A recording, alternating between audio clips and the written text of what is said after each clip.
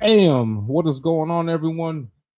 Welcome to the Ominus Show, the show that talks about comics gay stuff, pop culture stuff, anything really that catches my fancy out there in the interwebs. I will comment about it here on the show. I am your host. My name is Elliot Rodriguez. You see my name right here, and I am the creator of Ominus. I'm a comic book artist. I'm a comics gate artist. I draw a lot of cool shit for Comics Gate, and I'm reporting to you live from from South America in Lima, Peru, So yes, what's going on, everyone? Welcome. I have a great show for you guys today. First, I want to start off. Can you guys hear me clearly? I was listening to the audio on the last stream and it didn't sound too clear. Well, you guys can hear me, yes? Please let me know in the chat. But yes, got a great show for you today. Now, before we get started, I want to let you guys in on something. Today, I'm going to go for about an hour and a half, but I could go a little bit longer, and that's going to depend on you guys' generosity. I'm not gonna lie. I'm in the process of making Ominus Volume 1, and I need money. I need some money to come in so I can get some of these pages colored. So what I'm going to do today, and what I'm going to be doing the rest of this month, is I'm going to give you two topics. I'm going to cover one, and then the second topic I'm going to leave up to you guys. In what way? I'm going to leave it up to you guys through the courtesy of your tips on Ko-Fi.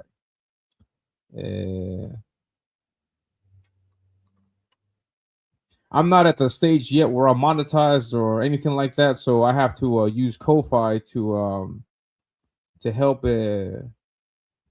get some kind of money coming into the channel. It's money that's going to be used for the channel, money that's also going to be used for my comic. I have already crowdfunded the book. I fulfilled the book, so I'm pretty sure you guys can safely say that I'm gonna produce something, make something, and then fulfill on what I make. No, so I'm pretty sure you guys are not going to be scared of like, oh no, I'm going to give my money some kind of grift, or I'm going to get scammed or anything like that. So so I hope that's not the case. No, so here's the link. It's in the chat. It's also pinned to the top of the chat. Please give me a tip. If I make $20 today, then I will extend it another hour. I will extend it another hour or so. No, yeah, maybe an hour or so, or 30 minutes. If I can get $20, no, so just throw in what you can. $2, $5, $1, everything goes a long way to helping me make Ominus. And so yeah, so please tip the host. Tip the host is what I'm trying to say. And yeah, so there's two topics today. The first topic is this boy right here to my what's that, to my left? This boy right here. His name is Shine Comics. I'm going to go into some of the information that I found out about him, some of the things that we're going to reveal about him, and explain to you guys who he is, and my personal opinion about him. And then the second thing is to take a look at my art critique. Yeah. Oh. I recently asked the fine people at Hard Art to take a look at my artwork, and they gave me some nice critique on this piece here. This is my sketch cover, which is currently available for purchase. If you guys want to get it, you can also get this at my Ko-Fi shop. This is a sketch cover of the comic Gods and Gears.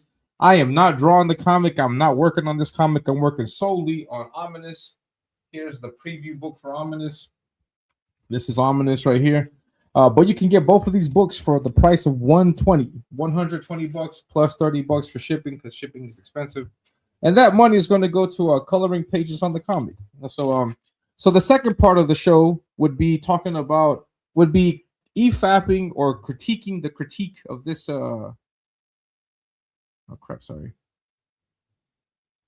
Would be critiquing the critique of the Hard Art show. So I'll leave that up to you guys if you guys want to check that out. Did I freeze? Crap. 1 second. This is horrible. These low budget shows. Never know what's gonna happen. Give me a second, guys. Oh God. All right, here we go. We're gonna do this for a minute until the video feed comes back. Until the camera feed, video feed. What do you call that? But yeah, so the first half of the show is going to be me talking about this boy Shine, and then the second half of the show is going to be hopefully talking about my art critique, a critique of the critique. So if we can make that happen, that would be great. Hold on, let me. Now the whole camera thing went down. The Ominus show. You never know what's going to happen here. So let's take a look at this. Give me a tip because I need. Apparently, I need camera software money also. Crap. It sucks. Let's take a look at the people in the chat. We got Based. What's up, Based? Make sure to hit that like button. Yeah, please hit the like button. What's going on, Based? Please hit the like button and subscribe to the channel if you haven't already. What's going on, Scribe? Good to see you, man. Subjugates Comics. What's going on? Everybody can hear me clearly, I think. Yeah. We got Dennis. What's going on, Dennis? Great to see you. We got Katie.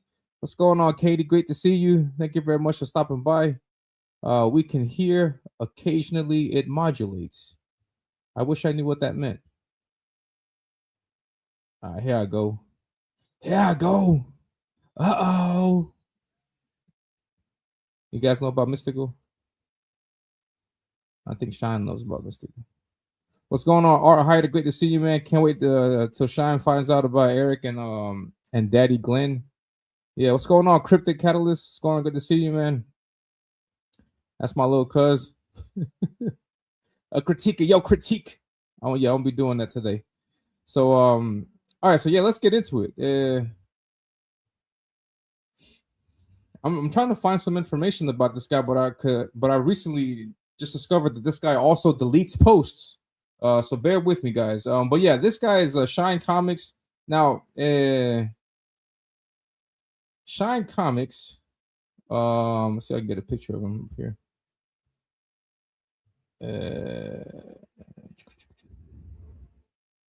Here's a picture of him. I think.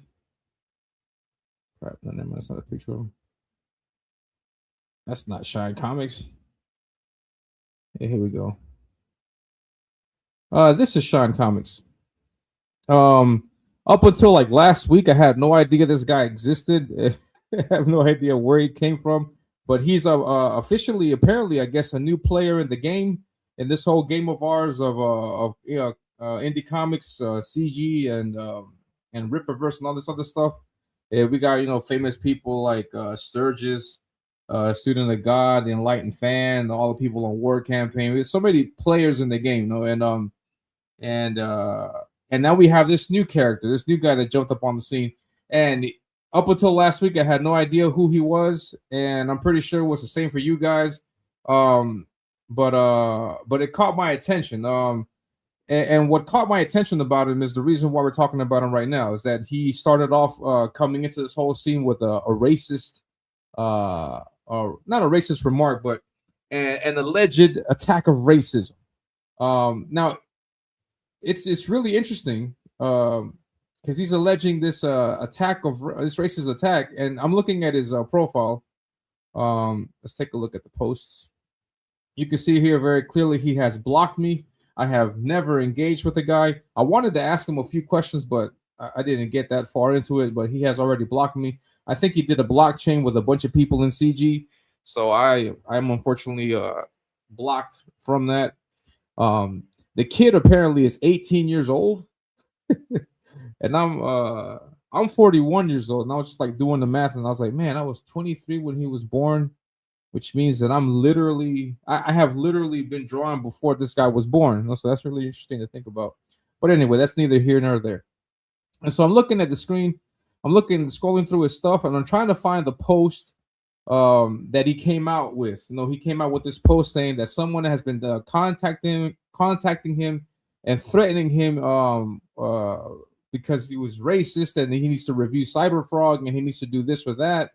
And it's nowhere to be seen. I don't know. The post is not here anymore. The post is not here. So there's no post here at all about the racist attack. But fear not. Fear not, people, because the internet is forever. I think some people don't understand that, but the internet is forever. And here we got the post from our good friend Thor Odinson. Shout out to Thor if he's out there. Um, and so apparently he's got this. Let's. I'm sorry. I'm gonna make it big. I'm gonna in big in this thing. Hold on. So apparently, trying to find the image. Here we go. So apparently, this seems like an Instagram post. It seems like an Instagram post, and it says here, "Hey, you dumb N word, stop making videos about Air July. I didn't see you make a single video about Cyberfrog yet. You're giving Eric good reviews. Dumb show. We was Kang's face. Kang. Cool. I know where you live. Your address is public. If you publicly say anything positively about Eric or review his books, I'm gonna come up to your house with my Switch." I've never heard any. Now, just a disclaimer about me.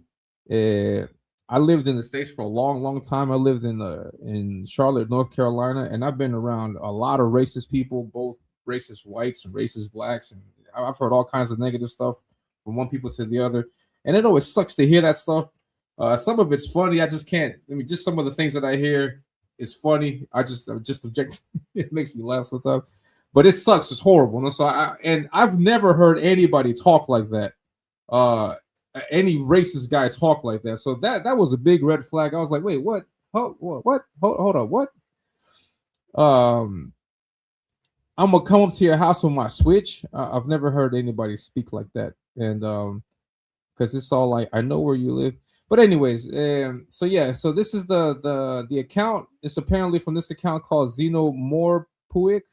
It's got the Cyberfrog image on there. For some reason, Shine has deleted this.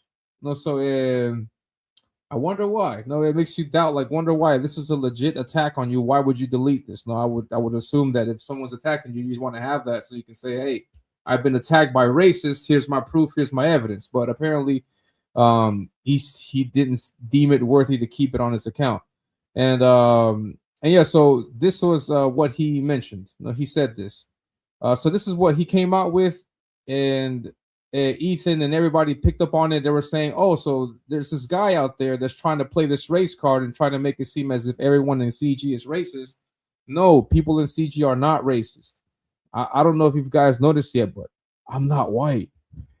and I'm apparently, I'm CG, so and I have been embraced by CG's warm hugs and kisses and stuff. So, well, at least I like to think that I'm at least a respected, acknowledged member of CG. I don't know what really people think about me, but yeah, I mean, so I'm a testament to the fact that CG is not racist. No, here I am. No, so yeah, so he wants to play that card. People want to play that card, talking about Ripperverse and white nationalists and all this other stuff.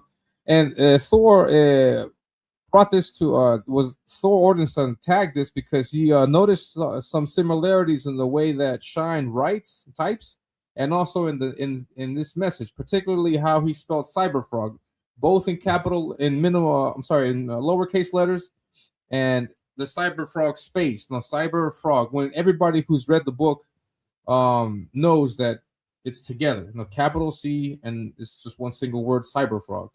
So Thor brought that to our attention. Our good friend Odinson brought that to our attention, and oh yeah, wait, no, it's still here. I think I just can't see it because I'm blocked, but it's here. Never mind. Yeah, it says this guy says he's going to kill me if I post another video or review about Eric July's Ripperverse. I'm scared for my life. Right, yeah, right.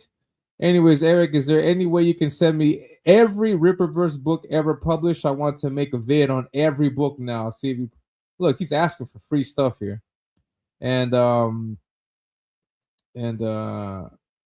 yeah, there was a comment that he made. Yeah, this is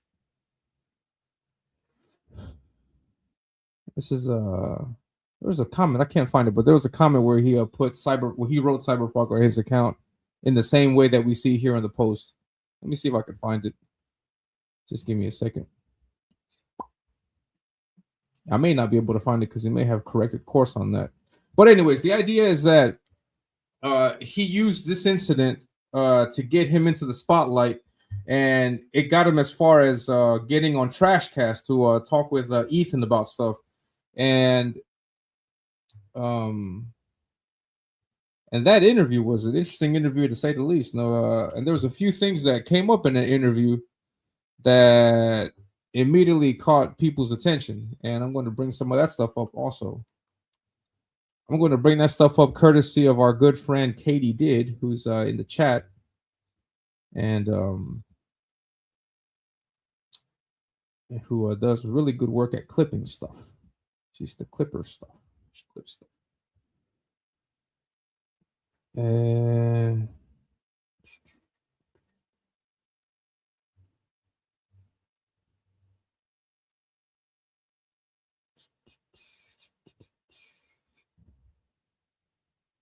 here is the video, so you guys can see some of that interaction that he had with Ethan. We're gonna watch a little bit of. We're gonna watch this video because it's not that long. So you guys can get an idea of who the Shine character is. And so using this attack,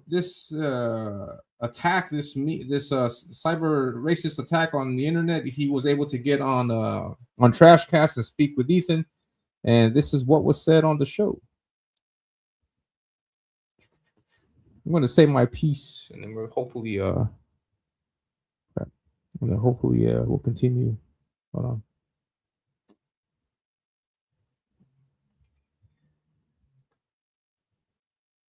This is courtesy of Katie Did. Shout out to Katie Did.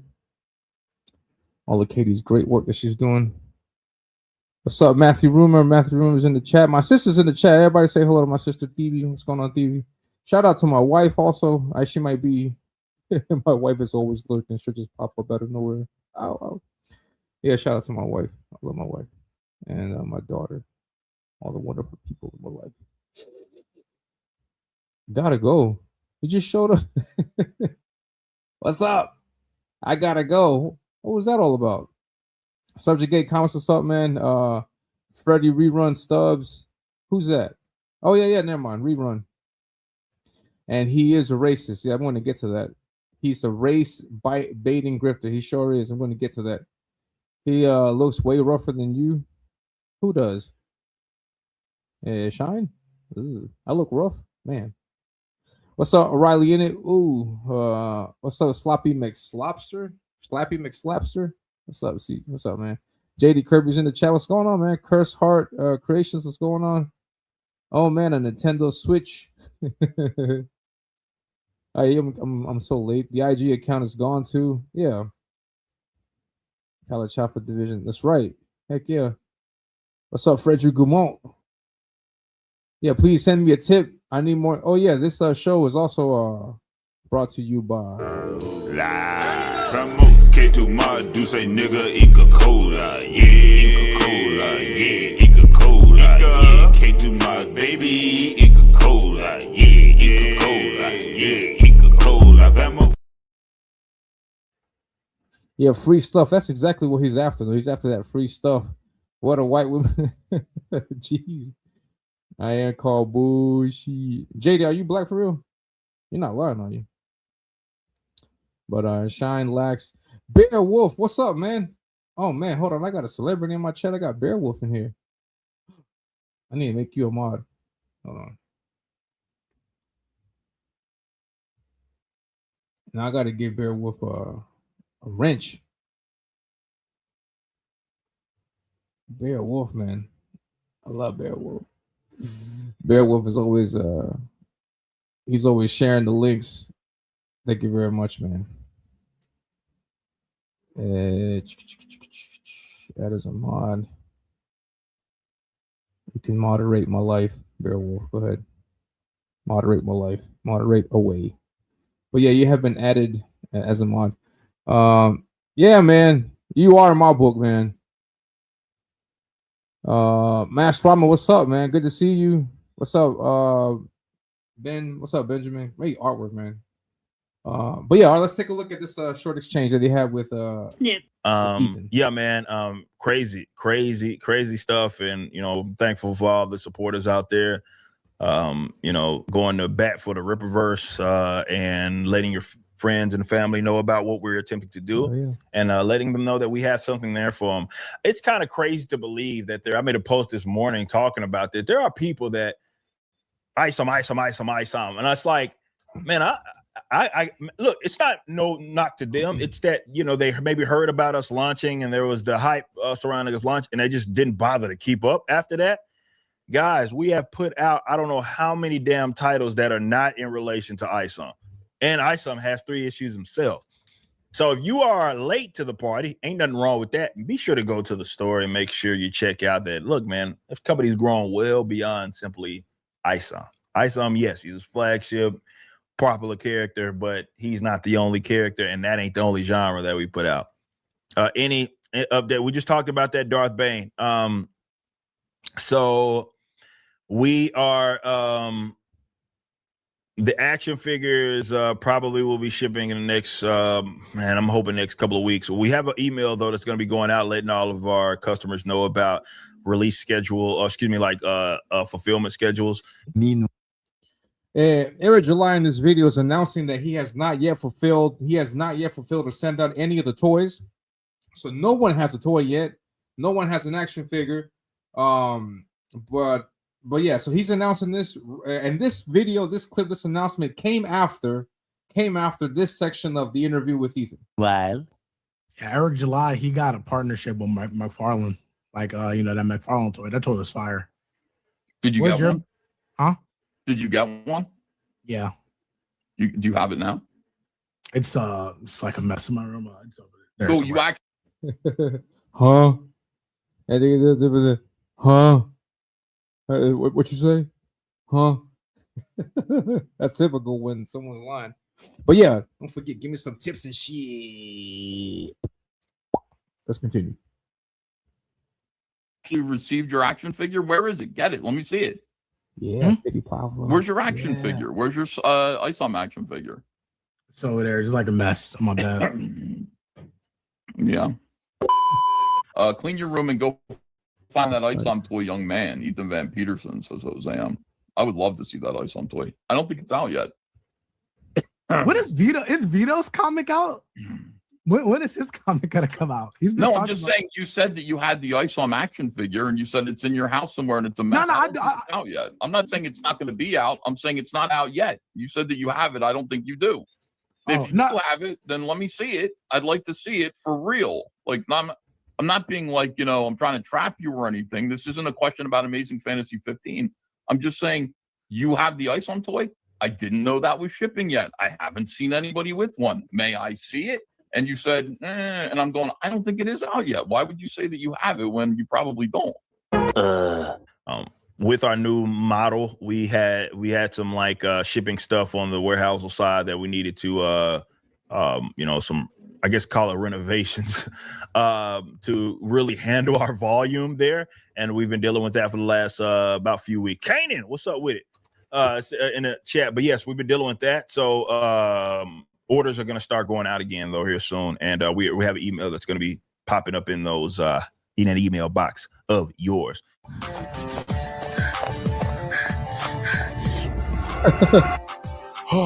Rod Eric. She got you. Yeah, so that was the video. So we can see. Hold on, I'm hearing some noise. I'm sorry, my bad.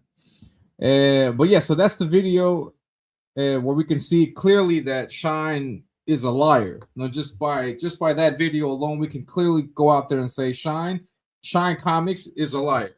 He said he had a toy. The toy hasn't even been shipped yet. He had it nowhere in his room. Didn't bother to get it, obviously because he doesn't have it. So right there off the bat, we can call that boy a liar. He's lying, and something And also, that was interesting. That's something that I didn't know about. Is I don't know. I wouldn't say hypocrisy, but just the irony. No, the irony is the best word. No, the irony in the fact that he calls himself Shine Comics. I had no idea, and this was brought to my attention just from hearing people in the chat that Shine in itself is an offensive word. It's a pejorative for black people. And I had no idea. I've never heard anybody offend someone with shine. No, there's been so many other words out there. Shine was not one of the words that I've ever heard. So shine, this is Urban Dictionary. Just everybody's guessing.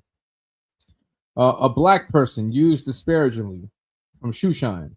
No, the fact that they often shine shoes for richer white folks. See also jigaboo, jig, boy. Man, I can't believe I let those freaking shines sell me that sex machine. Wow. Yeah, I understood Shino to do big things, not to get one's shine on, and to be successful, popular. That's how I understood it. But yeah, shine is a racist term for a black person. These shines are out here every day yelling, screaming, and playing their music. Misspelled, incorrect use of the word there. But yeah, I had no idea. And so apparently Shine Comics decides to use that offensive word as his moniker, as his name is right here, right above, right here. Shine Comics. Really strange. It's like me coming out here and calling myself Beaner Comics or Spit Comics or Wetback Comics. I don't know. It might be like owning the word or trying to redefine the word, but that's a strange use. That's a strange choice for a name. And so yeah, so he got called out for being a racist. And hold on. He's using that racist term as his moniker, and also hold on, that's something that I forgot to do. Just a second. There's a video that I have to share with you guys that I forgot to put it in your computer. I should be able to get it though. Because this boy is he says some crazy things, and let me do something right quick.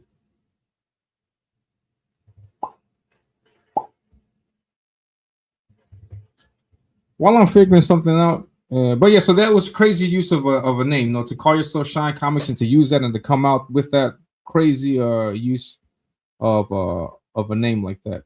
I'm going to try to figure something out real quick. In the meantime, let's check out these two awesome trailers that I got, courtesy of some of our fine friends in CG. Let's check out Retell and then Demifoot. Our world is crumbling, and most people are blind to it. A young computer whiz named Raimi decides to stand against the rising tide of oppression, only to find himself under the boot of those behind it all. Incarceration only proves to refine his resolve. Divine intervention takes away all fear from him in order to fix a broken system that enslaves us all. There comes a time when good men must ignore bad laws. Raimi dons a mask and becomes Retell.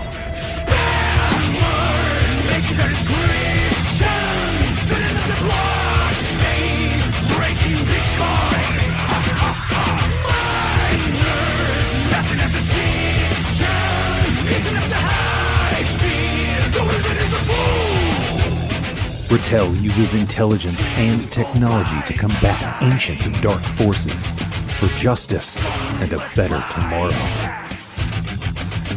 Will Retell take down the technocratic tyrants who've harnessed an ancient evil, or be crushed by the invisible hand?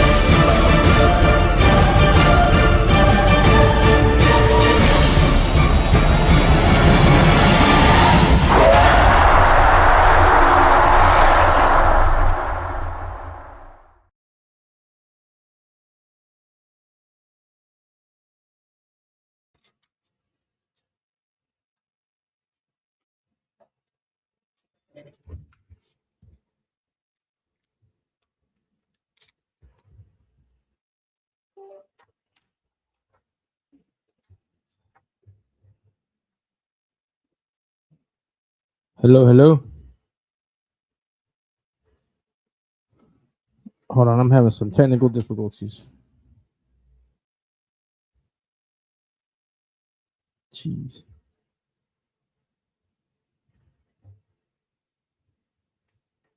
I got these big old headphones on.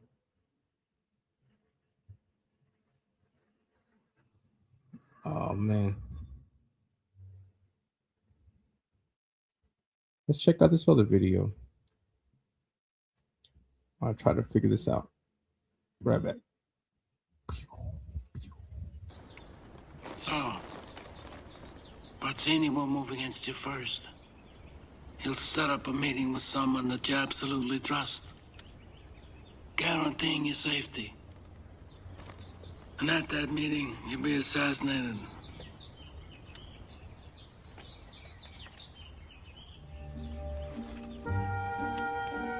Now listen, whoever comes to you with this Barzini meeting, he's the traitor. Don't forget that.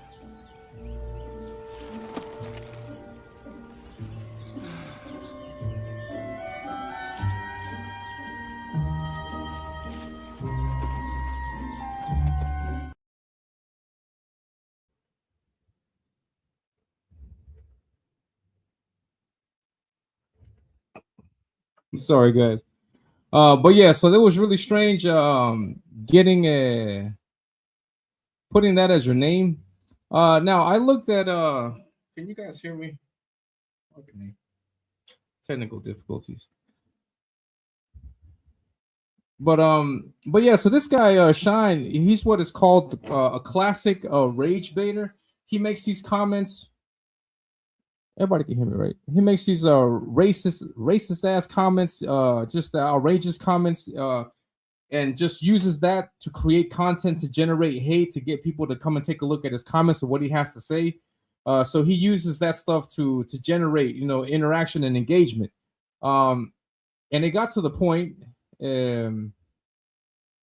that he gets into beefs and clashes with all kinds of people on the left, on the right, everywhere. And I found this video from this account called Nikhil Mosley. And the title of the video, no, Shine Comics is fake. No, and then there's a section in here where he talks about another creator called Comics Drake. I don't know if you guys know who he is, but you guys may be able to tell me more about him than I would be able to tell you guys about him. But yeah, there was apparent beef, and so let's take a look at some of the stuff that was said in the video. Check it out. Whole drama commentary.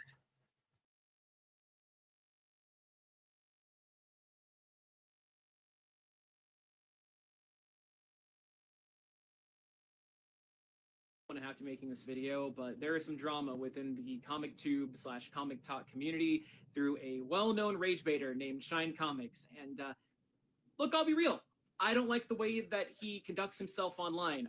I never made a video or any real statement about it before because he was a minor. He was 17, but now that he's 18, I do not feel bad about putting him on blast or whatever the kids, challenging me or comic book creators to a fight, and then making videos calling out some of my close personal friends racist because they didn't do enough videos on Black characters. He got really upset and offended that I called out that the Blue Lantern Corps worked a little bit differently than he mentioned in his video, and got real upset about that because I told him, hey, maybe read the Green Lantern comic. It's really not that deep. This is a stupid reason to be having drama, but that's not why I'm doing this. It's completely ridiculous that a back and forth about a damn comic book character went to some very just shady and toxic places. See, I have a policy of not talking to minors, especially over DMs, because look, I get that my name's Drake, but I do not mess with any of that. It's not something that I want to do. Any conversations that I do have, especially when it comes to minors, whether it be other content creators or fans, I do that all in public where it can be seen. Trying to relay that, I really fucking hate that he decided to bring my dead friend into this. all over some pointless comic book bullshit. 18 since last time that we interacted. I hope to God it is the last time we interact. I mean, I might do stitches or anything if you say any dumb shit publicly again, if you get things wrong. I mean, it's pretty easy to dunk on people for clout. But I have no interest on creating drama. I don't want to be making this video. I just think it's incredibly shitty and hurtful that you decided to bring my dead friend into this. I hate that I get that it was a joke, but you're trying to challenge other content creators to a fight, and I really fucking hate that you have decided to paint people that I know for a fact aren't racist, and I understand my skin tone. Probably I'm not the expert on this, but I really hate that you've decided to call out other content creators as racist just because they haven't made enough videos to your liking. Your entire channel is just devoted to rage baiting. I don't understand how you have an audience, but hopefully we're done. I don't want to have to be talking to you again. As you saw, yeah, Shine Comics went way too far. So to summarize what happened, Shine Comics in his whole debate that Superman is not a symbol of hope, which he is, but hey, trying to tell this guy that is just hard. Anyway, basically he tried doing this whole thing where he tried saying Superman didn't have the Blue Lantern ring, so he can't be a symbol of hope. However, Comic corrected him in that same event. Superman was a Black Lantern, so he couldn't become a Blue Lantern. And the ring goes to the nearest person it finds. Shine Comics did not like that one bit, so he decided to escalate the drama. And as you saw here, he decided to talk to Comic and Comic said, "Listen, I don't want any drama. I don't want any trouble. Just leave. I just wanted to correct you on that." And then he just tried saying that he insulted his intelligence, which he didn't. He was being very respectful, but Shine Comics did not care for that. Yeah, so I don't know who this Comics Drake is, but you can see here that he likes interacting like that. No, he likes calling people just using the racist card all the time. And I mean, then he made this comment that really caught my attention. I'm looking through, and I took a screenshot of it. Then Ethan later used that screenshot to throw it back at Shine's face. And here's the comment. This is the screenshot that I took. Ethan later used this. It says, "No, I hope I never reach such a low in life where I have to be on my hands and knees begging a wealthy white man to acknowledge me and give a black comment. Blacks are the only people in America who will beg whites but build nothing of their own. This is why no one respects us. That's why I'm only supporting Godhood Comics and the Ripperverse from now on. If not begging white people for scraps makes me a coon, so be it." And that right there, just that comment in and of itself, that you're going to back only this one creator or this other creator because of their skin color, that's a racist comment. No, it's a racist comment no matter how you paint it. If you were to put, if Shine were white and the other comic creators were white, they would be racist AF, and then we would never hear the end of it. But that's what he said. And it's because of this that I say that he's racist. But there's also something else that I caught about Shine that caught my attention. Where is blah? I'll bring the video up right now if I can find it. Because this video has been, I think it has been erased. People have made comments about it, but I have not seen this. But we're going to see this video right now, and we're going to hear straight from his mouth what he thinks about white comic book fans. White comic book fans. Here it is. I was trying to find it, but I finally got it. Here it is, right here. Now, I found this clip on TikTok, and I was trying my best to find it, and I couldn't find it anywhere. I think, and this seems to be like an interview of sorts, or maybe a debate of some kind between Shine and this other guy. But there was a comment in there that's really, that's really, really offensive. So let's take a look at the video.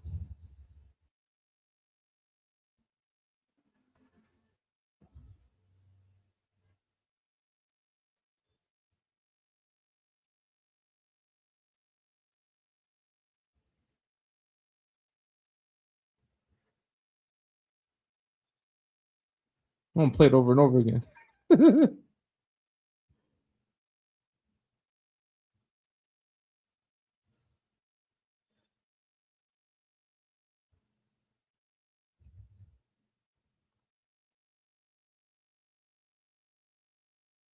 Yeah, that's what I don't know. Like, this is the clip that I saw. This seems to be like some kind of debate or some kind of I don't know, like an interview of some kind. But you heard his words. All white comic book fans are racist. Now, what kind of person would say something like that? Racist. Let me see what you guys are saying in the. Can you guys hear me? Oh crap. Can you guys hear me? Let me know if you guys can hear me. You did not hear his words. Crap. Hey, let me try it again. Let me try to play the audio again. Could have swore I shared the.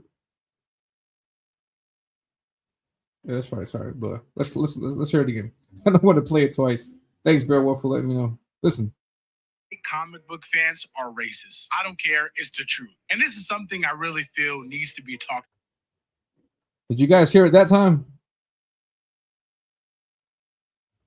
Did you guys hear it that time? Oh crap. That's horrible. You hear it now? Oh yeah, okay. All right, good. I'll play it again. Comic book fans are racist. I don't care. It's the truth. And this is something I really feel needs to be talked about. Comic book fans are racist. I don't care. It's the truth. And this is something I really feel needs to be talked about. Comic book fans are racist. I don't care. It's the truth. And this is something I really feel needs to be talked about. Comic book fans are racist. I don't care. It's the truth.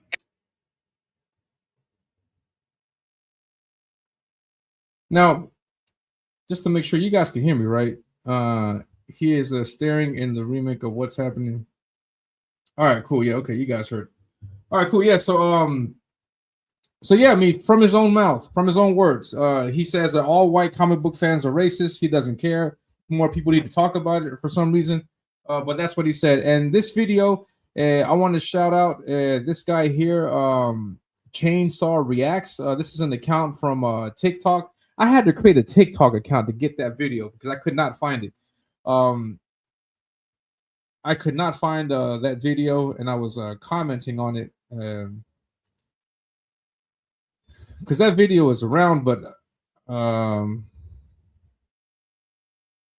could not get a hold of it. And I'll show you what I'm talking about. Or I think I'll try to show you. Jeez, can't find anything.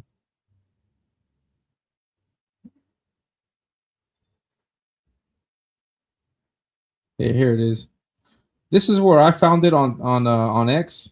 I was on X, and then this kid, this account, Jazilla Rocketeer, he posted this.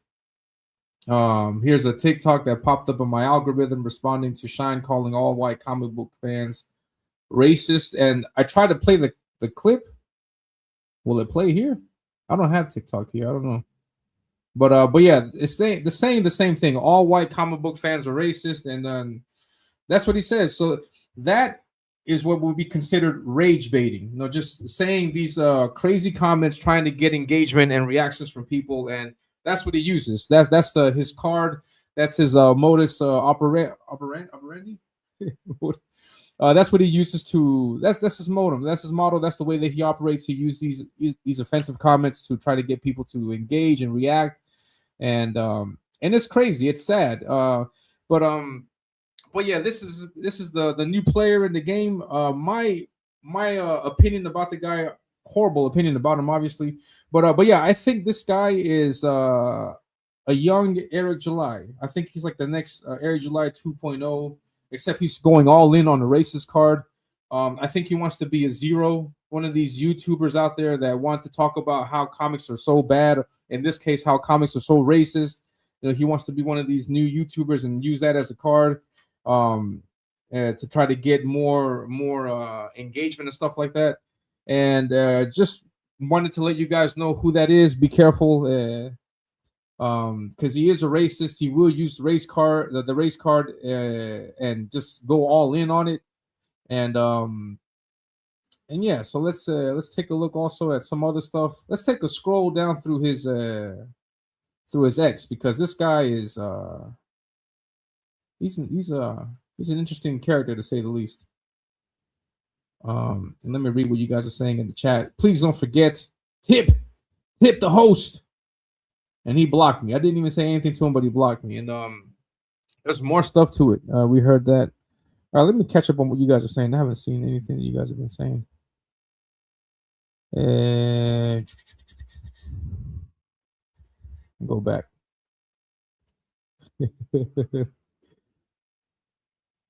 You guys are funny. You guys make me laugh.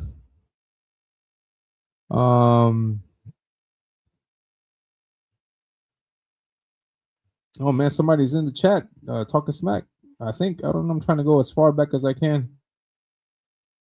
The king of mods. Yeah, okay, that's where I'm at. I left that.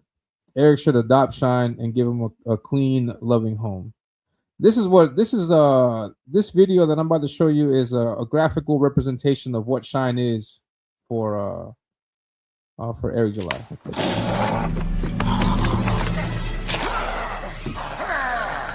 Heal Mini-Me! Yeah! Come on, got me a Marlin! Yeah!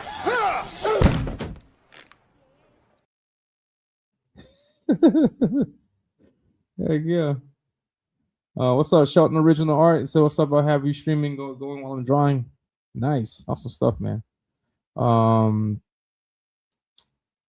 Yeah, I'm surprised. Something that I noticed about Shine is that he can't say the word other. He says other. Yeah, UNC, Unk, can I wear your golf shirt for stream? Hell, CG. Mike TV Dub, what's up, man? Shine's father should sit him down and explain lying is bad. Oh, wait. Stop using the late booties. Yeah, heck yeah, I got it. Yeah, now they're endorsing a 26-year book to make. So yeah, that's interesting.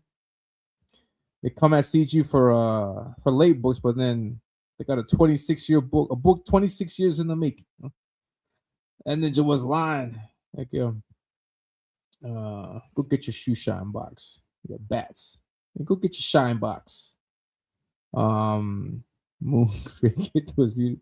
Yeah, I've never heard that either. No, you'd be surprised. No, that's some like deep lore racist comments. Moon Cricket, Shine. I never. Beaner Comics, yeah.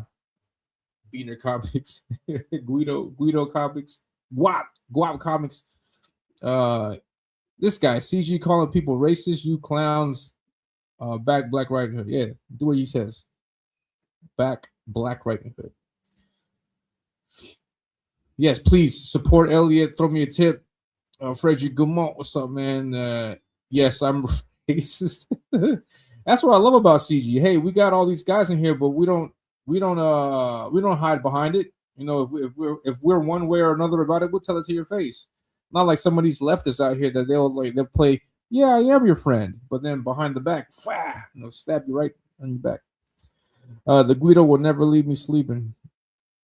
One of the coolest logos, in my opinion. Thank you very much, Scribe. Demi-Foot looks so good. Heck yeah. Make sure you guys back that. Demi-Foot is always I'm sorry, sleeping psychopathy. You should play Bootlegs trailer. I don't have it. Benjamin says, Elliot, let's join forces and call ourselves Beaner Studios. Yeah, I'm down with that. Me, you. We can get JJ Trujillo to be our spokesperson. He could be our Gothics. I still say it should have named it Urban Sasquatch. It's more of a Urban Sasquatch. I like that. I like that name. Some interview with Ethan Stein said he would not have bought Isom if it wasn't done by a black creator. Simply racist. That's exactly right. What's up, Stormtrooper Julian Caesar? Elliot Plague with technical issues. Yeah, I'm sorry about that, guys. Race.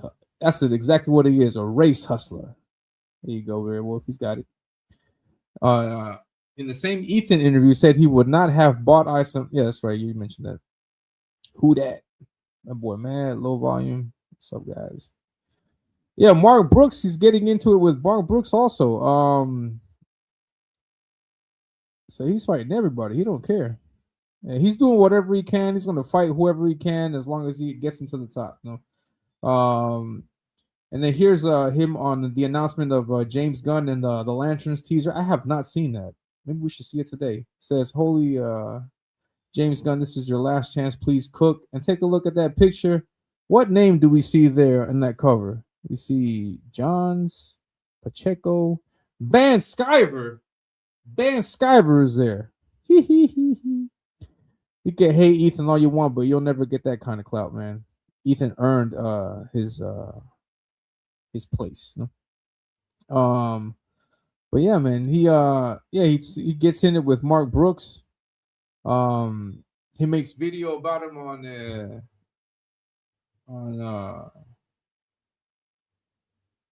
here's Mark Brooks going at him. I'm blocked by Mark Brooks also, so it's whatever. Says the hilarious thing is that me replying to a post about him, not even to him, absolutely made his day. His little fat heart skipped the beat the minute he stalked himself and saw my post. So yeah, let them fight. Let these two goons fight each other. It'll be all right. Is the sound mismatch? I'm sorry about that. Feels weird. Can't hear. Oh, never mind. That's weirder. My bad, guys. They buy subs. They do? Who would commit such a crime like that? He said he wouldn't support Eric if he was white. Yeah, young and dumb. That's just crazy. Dennis Rodriguez is right. I'm sorry about that. Great, Cloudy. I only support Super Bowl creators. Got on his knees there. Yeah. And Eric July is Chuck Dixon in his mouth. Oh, well, you guys are crazy. Shine sounds like a racist name, and I'm not even sure why. It is. It's a racist name. Yeah, I have no idea who the guy is in that video. But apparently there's some kind of interview. I'm trying to find out who it is, but I can't seem to find him. If anybody in the chat can get that information, please let me know. Yeah, we can't hear. Sorry about that. Now you can hear. We heard it. That ninja comic book fans aren't racist enough. Yeah, that is the truth. What's up, B.A. Turner? What's going on, man? Good to see you. I'm reacting super slow to all this chat stuff, but yeah, Elliot, cats like this buy subs. Nice. He will, yeah, definitely. He will be on Decent Gamers. No, yeah, people like Zeros would love to have someone like Shine in the ranks. No, Shine has all the talent of EJ with none of the success. That's true. Please support him. If he comes up here, man, I'll bring him on. I'm not trying to like prevent him from coming on. If he wants to come on, none other. Yeah, he needs. We need to get Shine some shoulder hair. Yeah. If he hates white people so much, he should move to Liberia to be with his people. Yeah. He should go to Wakanda. No, that's where people are at, right?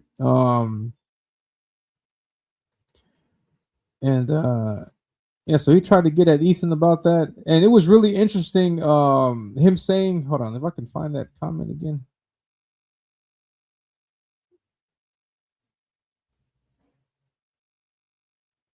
I like to not talk without having some kind of evidence, something to look at. But yeah, here it is. Yeah, he makes this comment about not begging people, but in that stream with Ethan, he clearly asked Ethan to give him a free Cyberfrog book. He asked Eric July to get a free a free ISOM book. So he's out there asking for freebies for the sake of reviewing. And if we take a look at this image right here, we can see in that background image that I got, we can see that Shine is holding a Ripperverse box. He might have gotten his free comics as he wanted, and so that's what he does, man. Instead of water, I say water. That's true. Yeah, please be sure to leave a tip. Sleeping is very emotional. Please, sleeping, don't get emotional. Yeah, he's a Ripper copycat, plain and simple. Only works because he ain't white. Yeah, that's true. If you're a white, all that banter would not be helping. Would not help him in the slightest. But yeah, you take a look at Shine Comics. he's on TikTok. He's got a bunch of people there. He's on YouTube. He's got a following there also. Luckily, I have not been as of yet blocked on YouTube from this, so we can take a look at some of his nonsense there, and take a look at his videos.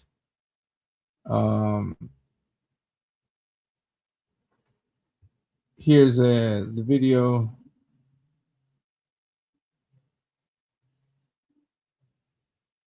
I'm sorry, I got it. Let's check this out. And we're back here with another video. And there's a popular comic book artist who's done covers for Marvel, DC. He's done covers for Marvel, DC. He's recently back here with another video. Another video. Boy can't talk right. And there's a popular comic book artist who's done covers for Marvel, DC. He's recently did a absolute Poison Ivy cover for Batman that went viral, named Mark Brooks. And he recently decided to take time out of his day, make fun of my weight, make fun of my health. He called me fat. He's been calling me out of my name and, making up lies about me. And, this video is just for documentation. I'm just documenting the whole situation just so it's public and you could see everything, because I think it's absolutely insane. Now, this all started from this individual right here on Twitter who made a tweet about me where he lied on me and said that I said something that I didn't say. He said that I said that the Dakota incident didn't sell well, which was Milestone's recent book. But if you actually read my tweet, I never ever said that. Nowhere in this tweet did I say that the Dakota incident didn't sell well. I said that it failed to sell 100K copies. He's got that exact same technique that Eric July has. He'll say something, imply something in what he's saying, and then later he will let that person, lead that person on to continue with that idea, and then when they say, "Hey, didn't you just say this?" I didn't textually exactly say what you think I said. I said something, and if you implied it, if you're thinking about it, then that's you. But I did not technically say that. He's got the same technique, the same strategy, the same thing there. So I didn't say it. I said it didn't sell 100K copies. So lied on me, put words in my mouth, and Mark Brooks, a cover artist, for Marvel, DC, whatever. He said that dude's head is a whole bag of cats. I'm not sure exactly what that means. I'm pretty sure he's like trying to make fun of insult my intelligence. You never get the notification because you don't ring that bell. You got to hit the like button, subscribe, and then ring that bell. Bling, bling, bling, bling, bling. And then you'll be able to get all the notifications. But what's up, Justin? Good to see you, man. Hey, your brother Ben, he said that me and Ben should get together and form Beaner Comics. Since we're talking about Shine Comics here, and he's using that offensive name for his comic book, we should form the Beaner. What should we call it? The Beaner Project. I don't know. Beaner Comics coming soon to a taco stand near you. Trying to make it seem like I don't know what I'm talking Extra about. hot sauce. Or whatever, like I'm mentally unstable. I don't know what he means. I quote tweeted with a pretty tame response. I said, LOL, literal comic pros are spending time they should be using to draw, talking shit about me. That's pathetic. And you still can't even debunk what I said. Tame response. I didn't call him out of his name. I didn't insult him. I didn't say anything bad. I just said, wow, you should be spending your time drawing instead of talking shit about me. And you didn't even debunk what I said, which you didn't. Now, this individual commented on my tweet saying, no one has ever accused Brooks of not finishing his work. I didn't either. He is more than capable of shit posting and drawing at the same time. He's all of this, whatever. And Mark Brooks replied to that person. And then this is when he starts, doing more personal insults, except he goes even further. The hilarious thing is that me replying to a post about him. Hold on. I'm just trying to, we're over here talking about Beaner stuff. I just tried to type Iced Beaner Productions into the chat, and it won't let me. I thought we were cool. Dios míos. That's all good. Not even to him. Absolutely made his day. His little fat heart. Scribe is over here talking as if he's not going to get deported. He's going to get sent right back to Italy. All right. Going to go right back to for the rest of the goop bus. Skip the beat minute he stalked himself on my post. He's saying all of this just because I responded to his disrespect. The only thing of truth that he did say is that he's replying about me, not to me, because that's what typically what a lot of these people do. They don't talk to you, they talk about me. They can't have it. I'm not going to put you guys through the misery. Ice Dodger Comics. How come you get that? How come you get to Ice Dodger Comics? Heck yeah, man. We be zigging and zagging. Oh, get away from me. The term Ripper also has an entry, and it's worse than is it? Oh man, let me check that out. Young Ripper. Man, why are they going with these racist comments as to define who they are? Azteca tacos, sombrero taco coffee. Oh, you guys are crazy. That's funny. I don't know if I'm supposed to be offended by this. Crap, sorry. I'm trying to get rid of some of these ads. Trying to get rid of some of these ads. I don't want you guys to see all my ads. I'm gonna read it. How about that? I'm gonna just read it. So when somebody's acting tougher than usual, Ripper, why that guy is a Ripper. Shoddy Ripper crew or the local Salisbury Ripper derangement syndrome. Oh, that's somebody added that for Air July. A hitter of nicotine, Ripper. A healthy bump of ketamine utilized to groove transcends the base. I don't know what you're talking about, man. But for white people, cool, rad, cool beans, gnarly, off the Ripper. For the rest of us, off the chain, motherfucking tizite, flyer than I don't know. I don't know what you got me reading. What you got me reading?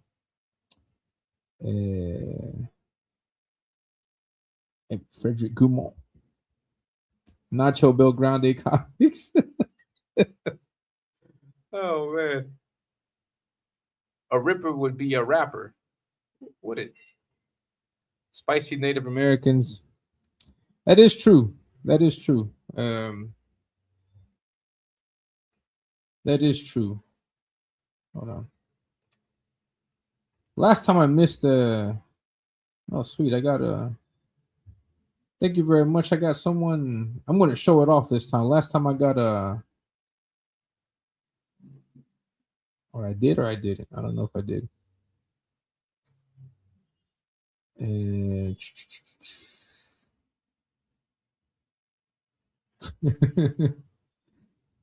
Check this out. I got this Ko-Fi from Dennis Rodriguez. Thank you very much. He says, "Toma mi plata." Says, "Take my money." And thank you very much. Thank you, sir. Thank you, my good sir. Thank you, my good sir. I want to make sure that I read it. Yeah, guys, send me a tip. Send me a tip. Don't forget to send tips. Now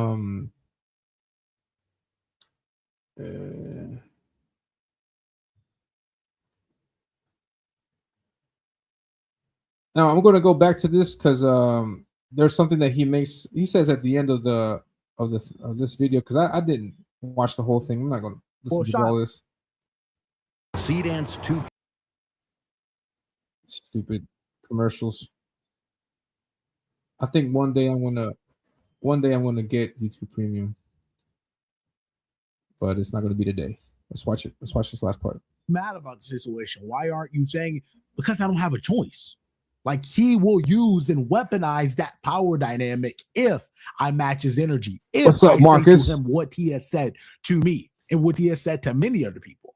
So that's just what it is. Other people. I'm not allowed to say what he says to me.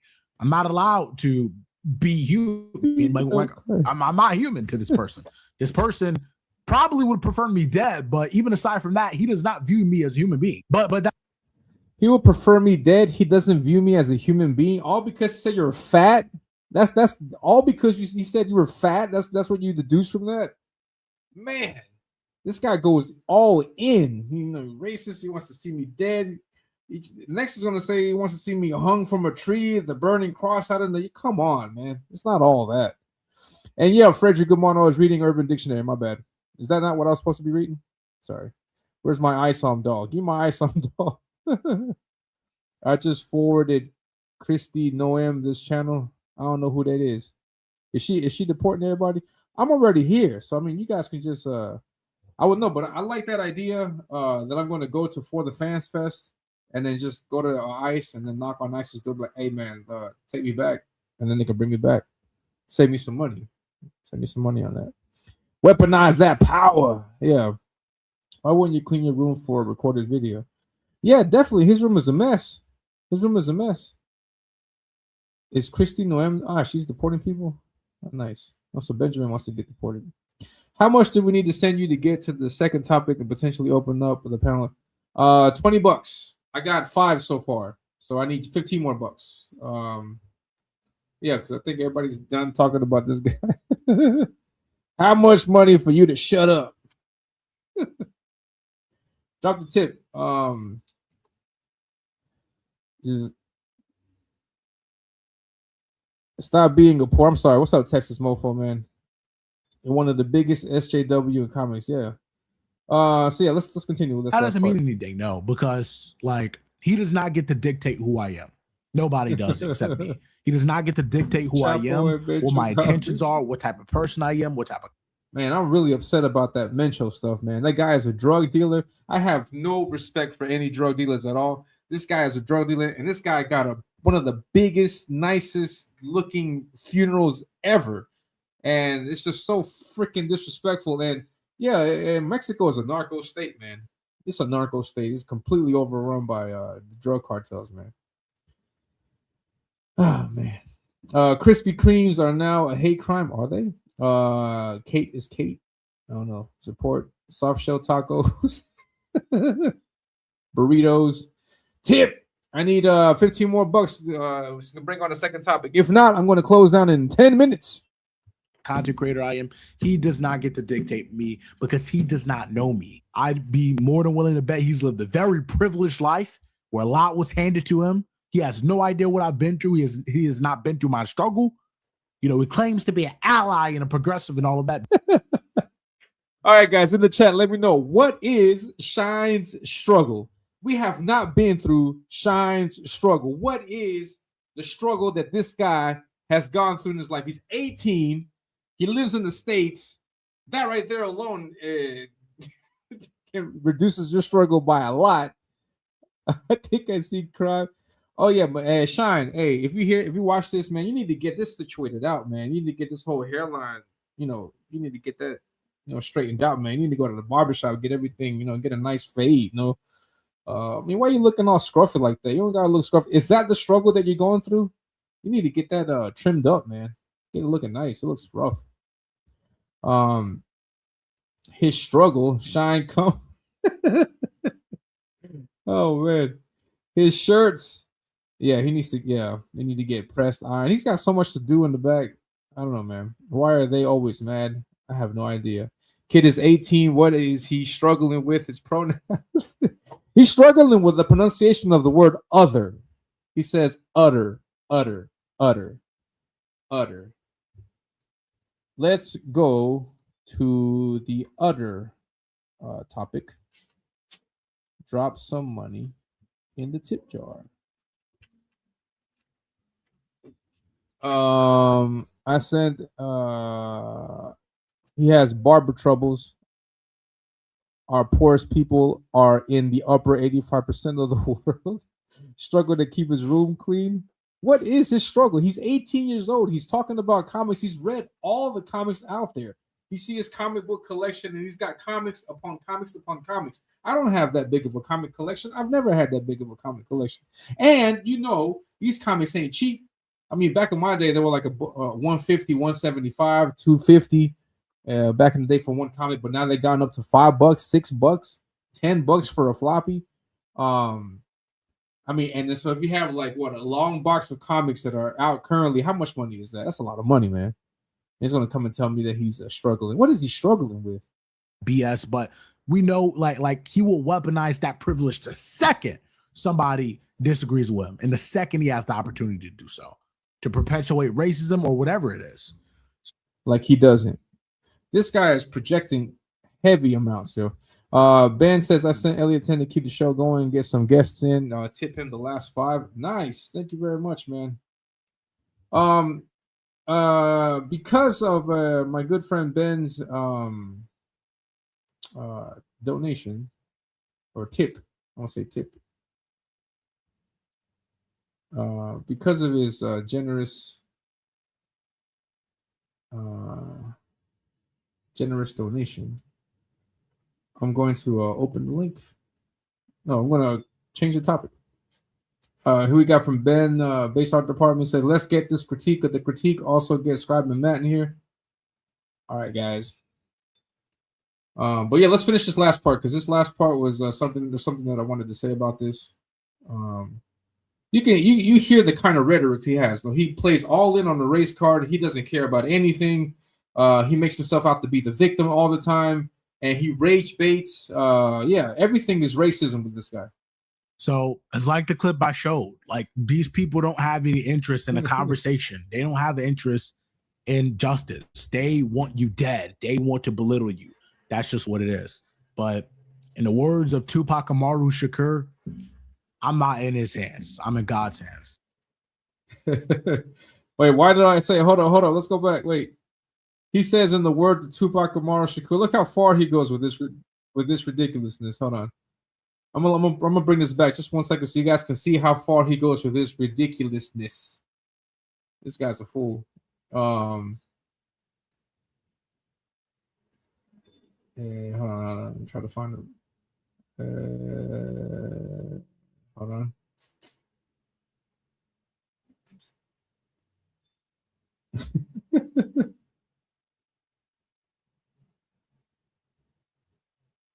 All right, let's check this part out. This last part out, and then I'll bring on Matt. Case you haven't looked me to this white judge who actually looked here. There's a scene from All Eyes on Me, a movie about Tupac. Tupac's life, where Tupac is being sentenced for a crime that he says he didn't commit. Oh, how I envy you, and he gives a powerful speech in a courtroom to this white judge who actually looks quite similar, to Mark Brooks, where he tells him like, Your Honor, throughout this entire case, you haven't looked me in my eyes once, but you spent hours horn over my tattoos, days debating about what my lyrics mean, still never looking at me, the man, the person. It's obvious you're not in search of justice. So there's no point in me asking for a lighter sentence. As far as I'm concerned, there's no justice being served here. So do what you want to do, because I'm not in your hands. I'm in God's hands. And I feel like that's exactly what this Mark Brooks situation, and not just him, like all of these people. They'll look at my videos, they'll look at me disagreeing with them. They'll never look at the person though. You know what I mean? And that's because a lot of them don't view you as a person. A lot of especially with Mark Brooks, his skin tone, a lot of them don't view you as a person. This guy They is don't know what your ridiculous. views are. They don't know how you truly think about things. They have no idea. They don't watch my content. He admitted. I'm watching your content. You're a bum. You're a bum, man. That's what you are, man. You're a bum. But yeah, so like Jay Ryan is saying, what's up, man? Good to see you in the chat. What's going on, man? It says, this is Shine realizing drama gets views and trying to griff off said drama. He's been doing this for a long time. And where's Tupac now? He dead. That boy gone. Shine, in the words of Pink Guy, filthy. Shut the fuck. Yes, exactly. This dude is trying to allude to a struggle, to some kind of difficulty that he's never experienced in his 18 years of life. Man. But yeah, so this is the newest player in the game. I'm pretty sure this guy is going to use this race card, this grift, to get himself into the zero sphere, to get himself out there as a YouTube internet presence that comments on comics and gives all these makes all this rage bait content and uses the race card to try to get the upper hand on everybody. Yeah, so just watch out for that, guys. That's who Shine is. He's a racist, and I want to show this last video. I want to play this video again. Hopefully you guys can hear the audio. Are racist. I don't care. It's the truth. And this is something I really You guys feel hear that? needs to be talked about. What? Obviously, I cannot speak for everybody who likes comic books that are white. I don't want his comment, but yeah, I appreciate what he has to say. No, that yeah. Oh, you guys can't hear it? Sweet. Let's hear it again. In the words of Shine. Book fans are racist. I don't care. It's the truth. And this is something I really feel needs to be talked about. All white comic book fans are racist. I don't care. It's the truth. And this is something I really feel needs to be talked about. All white comic book fans are racist. I don't care. It's the truth. And this is something I really feel needs to be talked about. That's who he is. That's Shine Comics, everybody. Your new Zero in Zero Sphere, Zero Verse. But yeah, thank you very much to Ben. I need $5 to keep it going, but for the money that was given, I'm going to show you guys in my recent artwork. I haven't done it. It's not fully finished because I want to get it colored and I want to add some more stuff to it. But this is something that I teased on my on X a while back. And I don't know if I can find it. Hold on.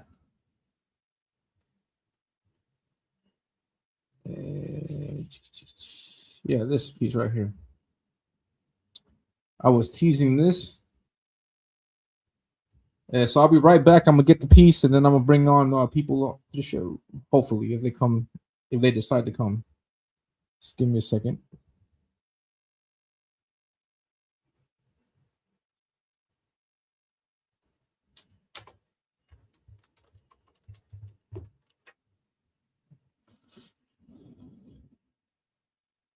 Just a second. Be right back. Let me get my artwork.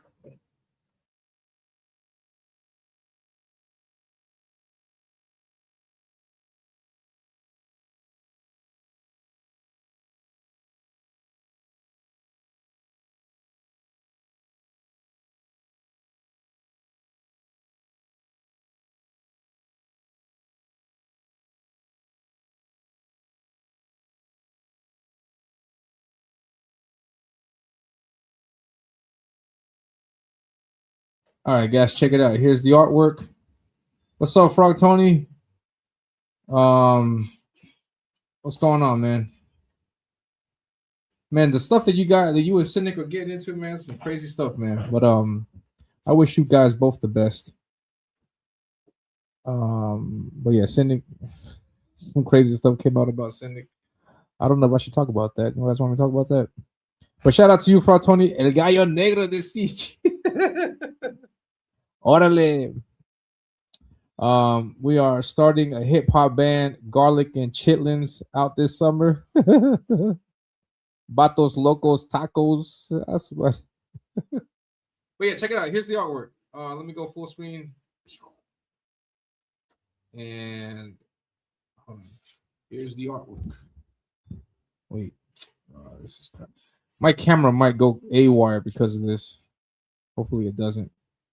Hopefully it sticks around, but this is the artwork. I think, Katie, you're going to like this because I think, but if you guys don't know, this is the K-pop Demon Hunters. My daughter got me drawing these characters. And so that's Rumi, this is Zoe, and that's Mira. Don't ask how I know. I've seen that movie like a gajillion times. And everybody's digging it, and my daughter's a big fan of it. And what happens is that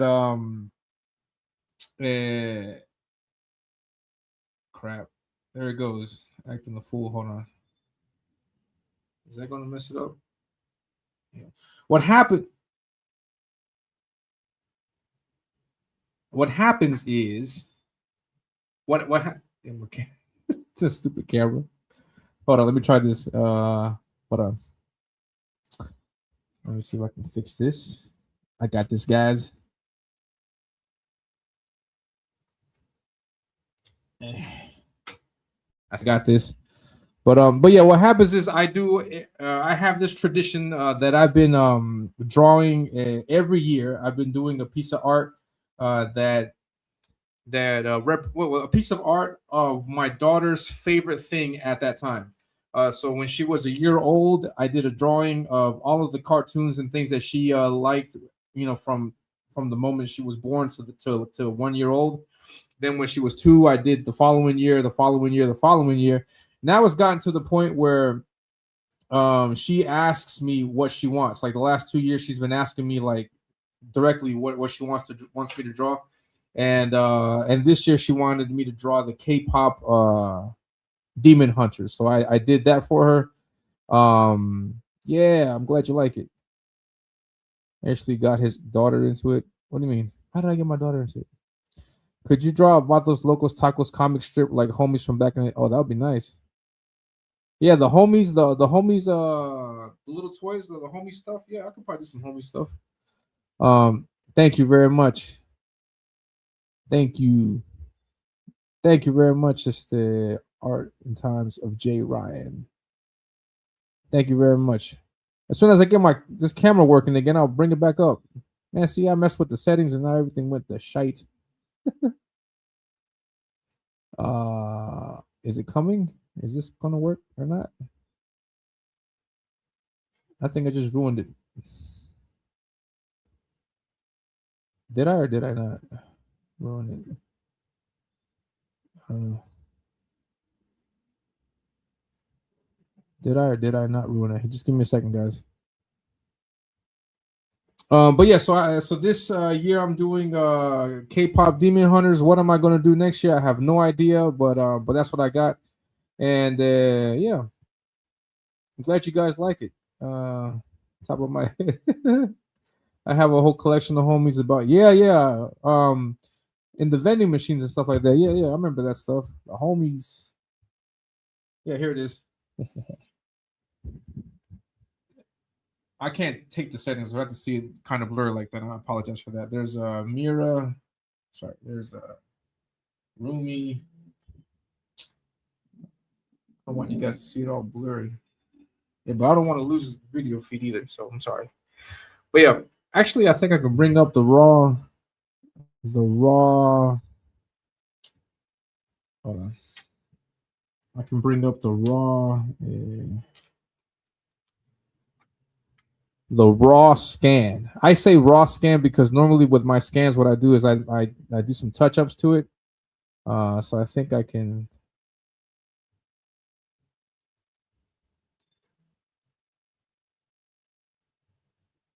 Yeah, here we go. Hold on. Here we go. Just give me a second, guys. I'm sorry. I'm trying to do a bunch of things and I wasn't prepared for showing off this art, but I'm glad that you guys liked it. And yeah, here we go. All right, yeah, I can show this. Anybody wants to come into the chat? The links. The link is in the group chat. Scribe and Matt. Yeah. One second. I'll bring it up.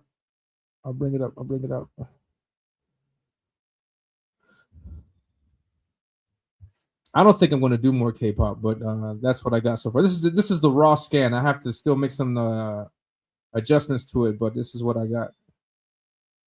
So that's Mira with her weapon, Rumi, and then Zoe. I have to get this blackened out. And so that's the image right there. I would like to make this a print. If you guys would like to make this a print, then I need to sell the TMNT prints. So I can make this a print. I have other prints. Yeah, I know people might dig that. For your daughters out there, no, I'm gonna get it colored. Fine. Thank you very much. I got another possible toy idea. Heck yeah. More K-pop. And pull it back. I'm sorry. Here it is. Matt's in this. Matt's here. What's going on, Matt? How you doing? Oh man, been all right. Had an interesting week. You did? Yeah. Got some stitches. You did? For what?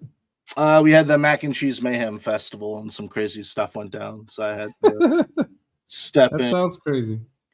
Yeah, so mayhem went down. Nice.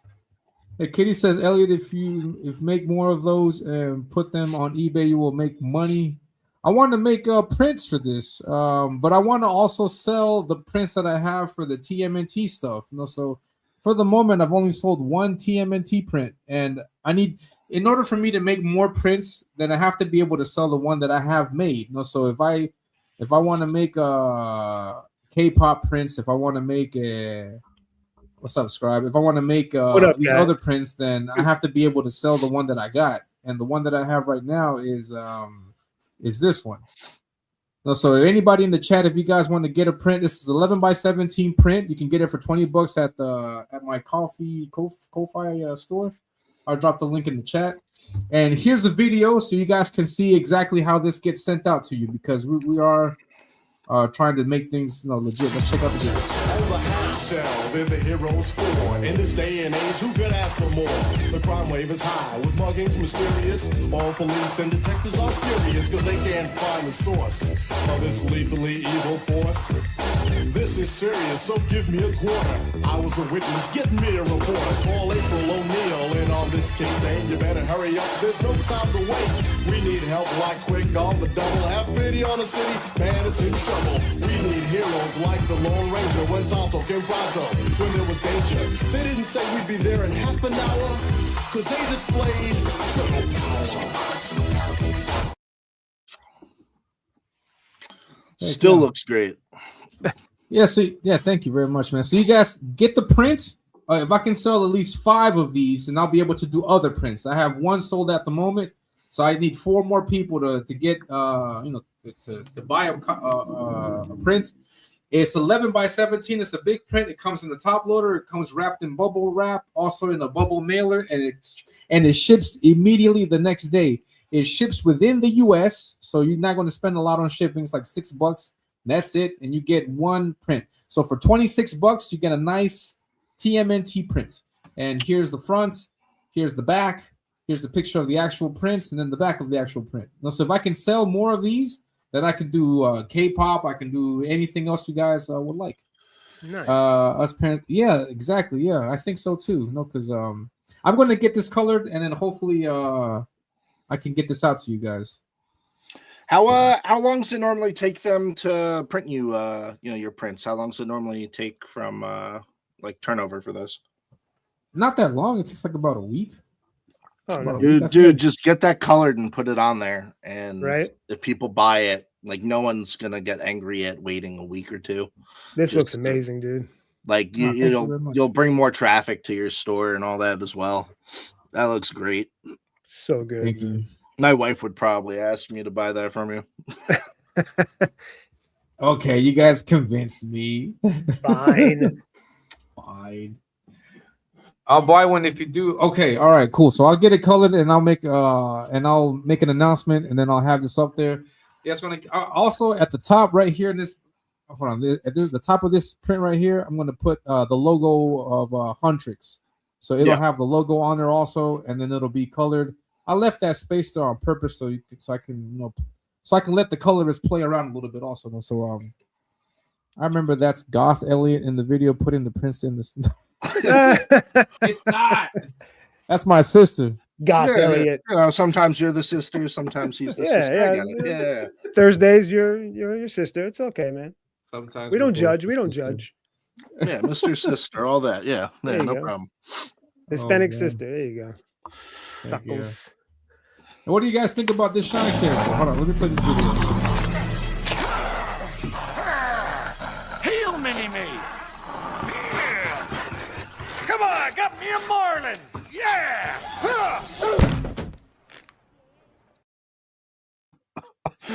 Oh, that's my little cousin. That's my cousin, dude. Nice. Yeah, no, he's a retard.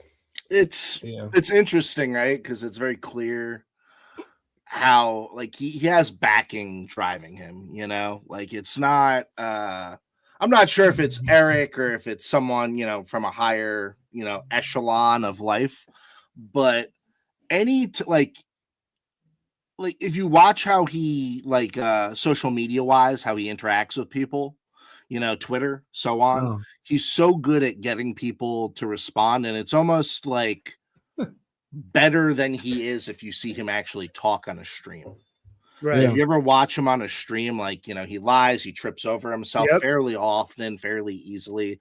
He he kind of does that Gothics thing where he overstretches, and you watch him, like you watch him lose the knowledge game, when he's talking to people, he'll say something and then they'll get into it and question him. And then all of a sudden there's this like discourse because he doesn't actually know what he's talking about, that kind of thing.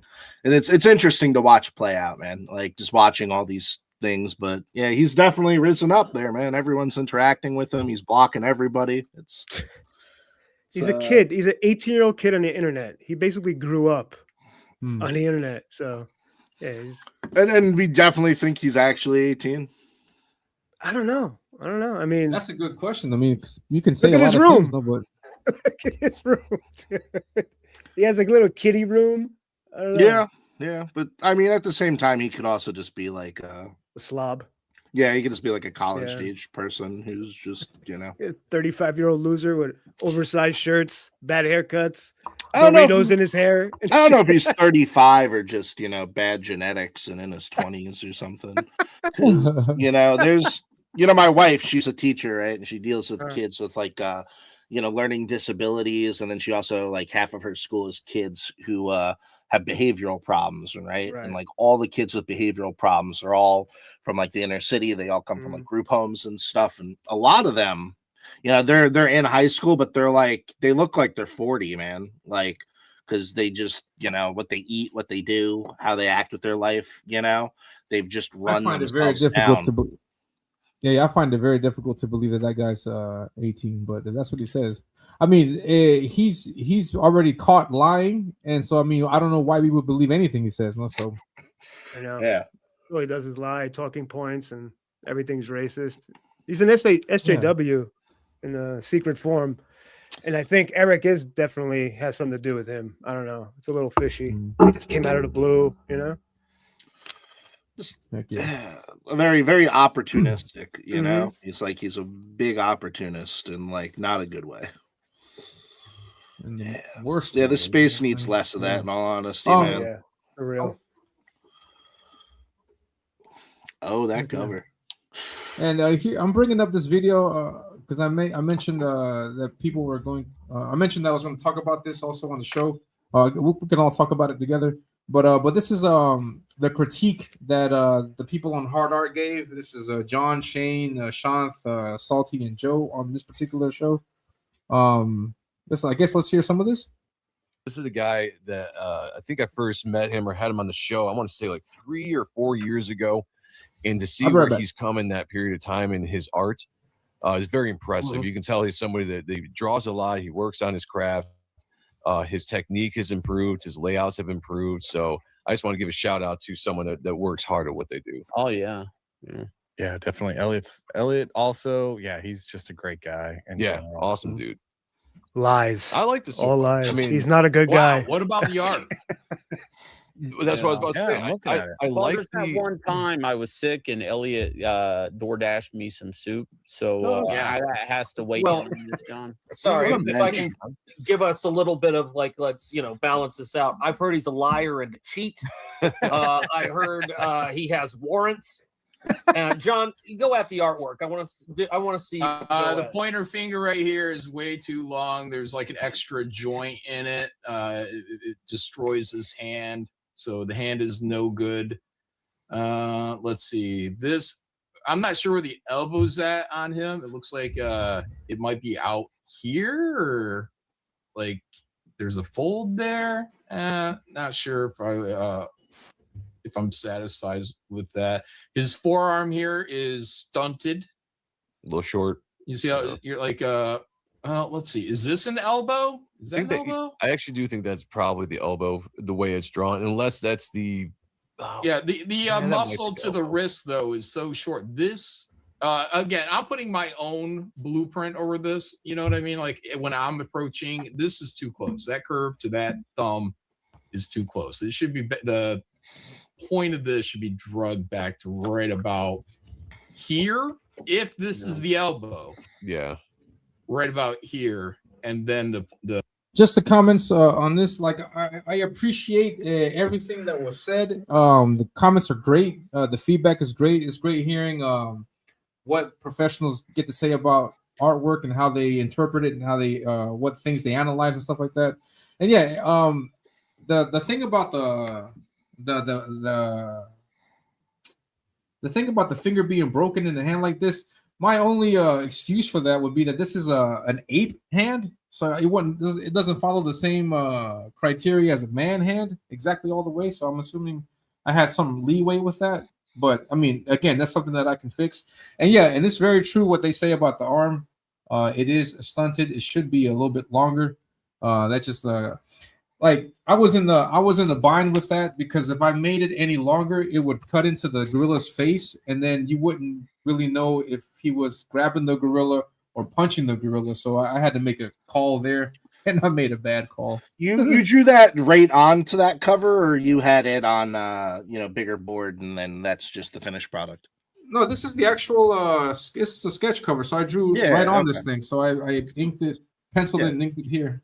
So I thought, okay.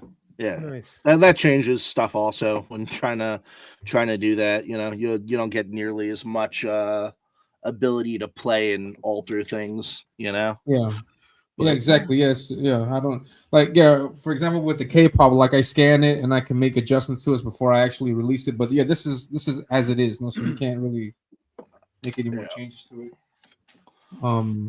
But yeah, the curvature should start working its way back down to the wrist. Let's see a little bit of teeth in here. I see we got a line on both of these headshots, but no actual individual teeth.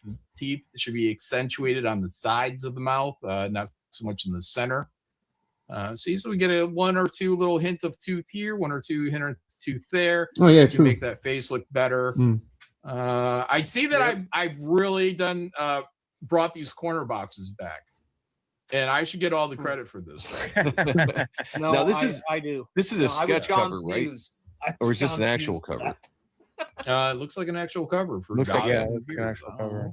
Yeah, so it's a sketch cover, and I don't know, like, if that would make the critique different, like, because it's a sketch cover, it's not the same criteria as an actual cover. No, it's what I just said. It's the difference between how many shots and takes you get at messing with something. I drew a cover. I bust out some bristle board. If I scrap it, I scrap it. Yeah. You get a sketch cover and you mess something up, you just mess something up. You got to work. You got to be creative to cover the flaw. It's just a little harder, I think, is the road they're going down with that. It looks good though, man. It's just John's critique is definitely something to listen to, though. Definitely. He's always on point, man.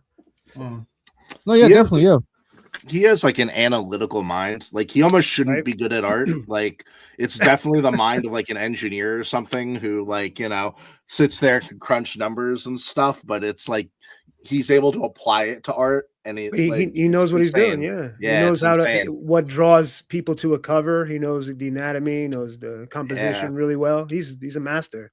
Yeah, it's obsessive how he's able to do that. It's like I watch Ethan and him talk, and even Ethan, is just sitting there like, oh, I went that far with you. Okay. Yeah, John digs deep. He digs deep, but it's good. It's good. I like it. And he does it in a good way. He's not like an asshole about it. He's more like, this is what you have to do to make it. Yeah. Just matter of fact. Mm-hmm.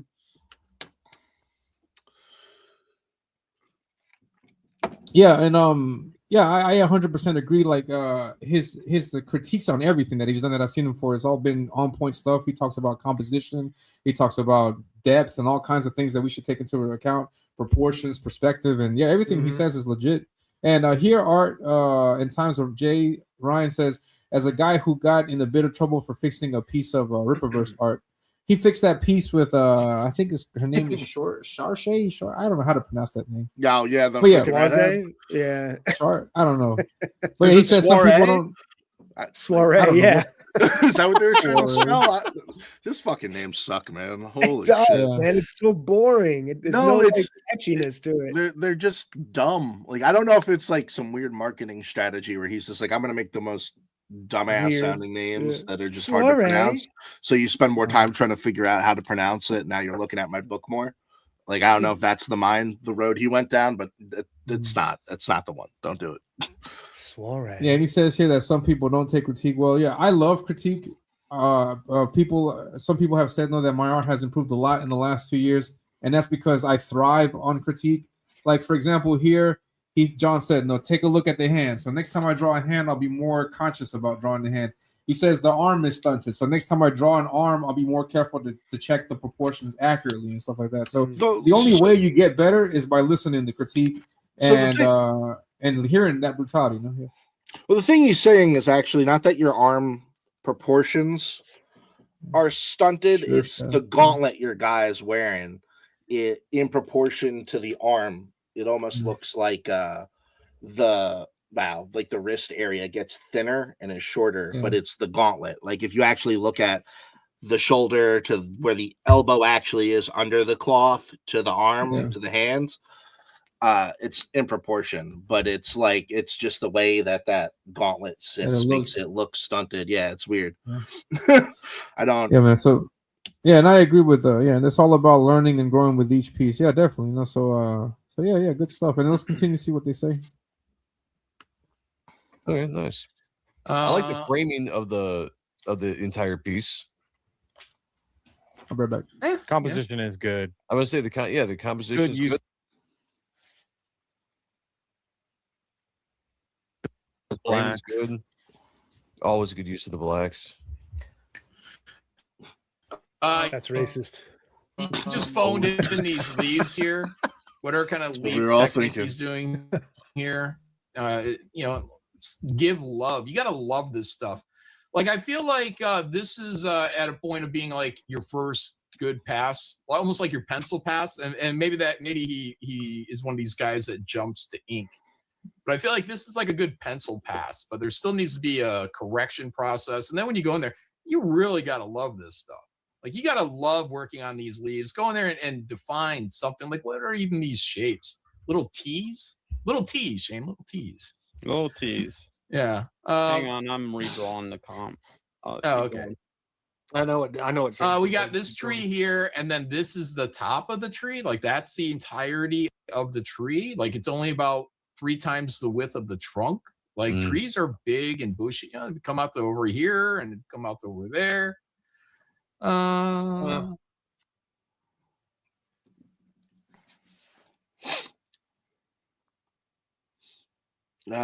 not hearing you if you're talking. Oh, there we go. Muted. Oh, sorry, I was There you muted. go. Sorry. There you So go. yeah, with that last part, I don't know how much love I can give a leaf, because I don't want to like highly render it out. I think he was saying for the foreground, like make stuff pop out in the front, like where the leaves are. I think it looks great, man. Yeah, woods and tree can always be tricky, especially with limited room. Like that tree would probably be all right if it was further back, but I see what he's saying with where it's placed. That's a weird angle. I feel like if I had to do that cover, I probably would have just made that like a broken like tree stump or something shattered out. Oh, and just had the leaves snapped in the falling. middle. Yeah. I like the X thing he did when John was talking with the X in the middle where the tree is. Yeah, I like that way he talks about that. Now, this is this is the confusion with, and this is on me, 100% on me. Like, the action is going from this front and that way. No, so it's like this linear in that case. Now you see the guy here, and then right across is that guy. But that's not how like I had thought the action was. This I don't know if you guys can see this on this side, but this right here is the tree trunk, the tree. So this is what's supposedly horizontal, and then the image itself is like that. And so they're supposedly falling down, breaking through the trees.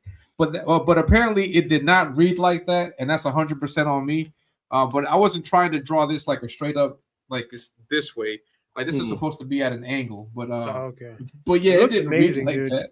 It looks So good though. it's It looks really good. Like, which is up for sale. You guys can get there it you in go. the Ko-Fi store also. $4,000, everybody. I wish I got it like marked by the people on Hard Art so that it can go for more. Very good. And let's continue to listen to this other part. I think that's for me. I think that's I see all that stuff, but I think it's a little bit minutia. My big thing is when the cover is shut, what's going to happen to the composition on the front cover? So I feel like that character is over too far, and I knew you were probably approaching that, Shane. The cover, the character on the front of the cover. So I had one of the big assignments in Hubert School that we had to do was a double wraparound cover. And so the problem with wraparound covers, and the reason why they're interesting to study, and by the way, the Weapon X, Barry Windsor Smith's Weapon X cover is a bad example. So never look at that. It's like literally half his face, half his face. So the problem with these covers is you only see the front on the stand. So you have to first understand that. I do connect covers, which is completely different. Okay, I don't do wraparound covers. I have. Hold on, JD Kirby makes a good point here. So does Jay Ryan. Says back in the day you'd have to wait hours in the pros line to look at your portfolio and convention. Yeah, that's the big thing. Like, I mean, I just sent this post on X. I said, guys, I dare you to critique it, like prompting them to take a look at it. And they did. They gave me great feedback. And this is something that I think all artists should take advantage of. If you have this opportunity to have people take a look at your art and give you some nice professional feedback on it, it'd be great. And then Jay says, I see what you mean, but there isn't any motion in the speed lines. Yeah, so that's on me. Yes. Yeah, on the whole concept of this is on me, yeah. And then Kubert schools, yeah. But yeah, let's continue. It's KU Bert, but yeah. Almost went there when I was a kid, man. Literally, if I didn't end up being homeless, I was like 2 weeks out from starting. The Kubert school? Yeah. I lived like literally 5 minutes down the road from it. That's in Dover, right? It moved. It's now in Madison, but when it was in Dover and I was in high school, Joe Kubert and my grandfather were really good friends. They grew up together. My uncle played played basketball with Adam. And that's cool. I feel like such an asshole. Like when we were doing antique shows when I was a kid, when I was like first learning to draw and I was like doing Pokemon and shit, I'm like sitting there drawing Dragon Ball Z and Pokemon and stuff like early 90s. And my grandfather, like we're in the Birchwood Manor in Whippany, and my grandfather is like, hey, Matt, I want you to meet somebody. Like, he's a really good friend of mine. I've been trying to get him to come for years. He's something of an artist. I'm like, yeah, whatever. And he comes over behind me. It's Joe Kubert, like old man Joe Kubert. And he comes behind me and he's like, I'm like sitting, like when you walk in, we have like where all our flyers and advertisements were back in the day.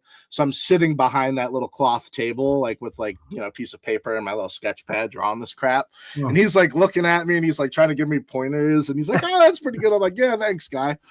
Turned out it was fucking Joe Kubert. And I was thanks, buddy. I did not care at all. But yeah. You don't know what you're talking about. Yeah, it's such an Relax, idiot. old man. You don't know shit about Pokemon. It's like, yeah, that's cool that you're teaching me about perspective and how my Pikachu looks flat, but buddy, kind of a big deal. Kind of a big deal. All 12-year-old of me, don't worry about it. Nice. But yeah, man, awesome stuff. No, that's like what he talks about is Shane's stuff here is probably, in my opinion, out of everything here, like one of the most interesting when he starts pulling up all those books and stuff and showing all the where they're able to pull out those Jim Lee like massive spreads and all that, like very interesting stuff. The information he's able to drop. That was I agree. That was the most insightful part. Him and then what Shanth does also is really insightful. Shanth's the best one, man. I don't know if I've ever drawn a wraparound cover. Now I'm thinking about it. Aside from this assignment.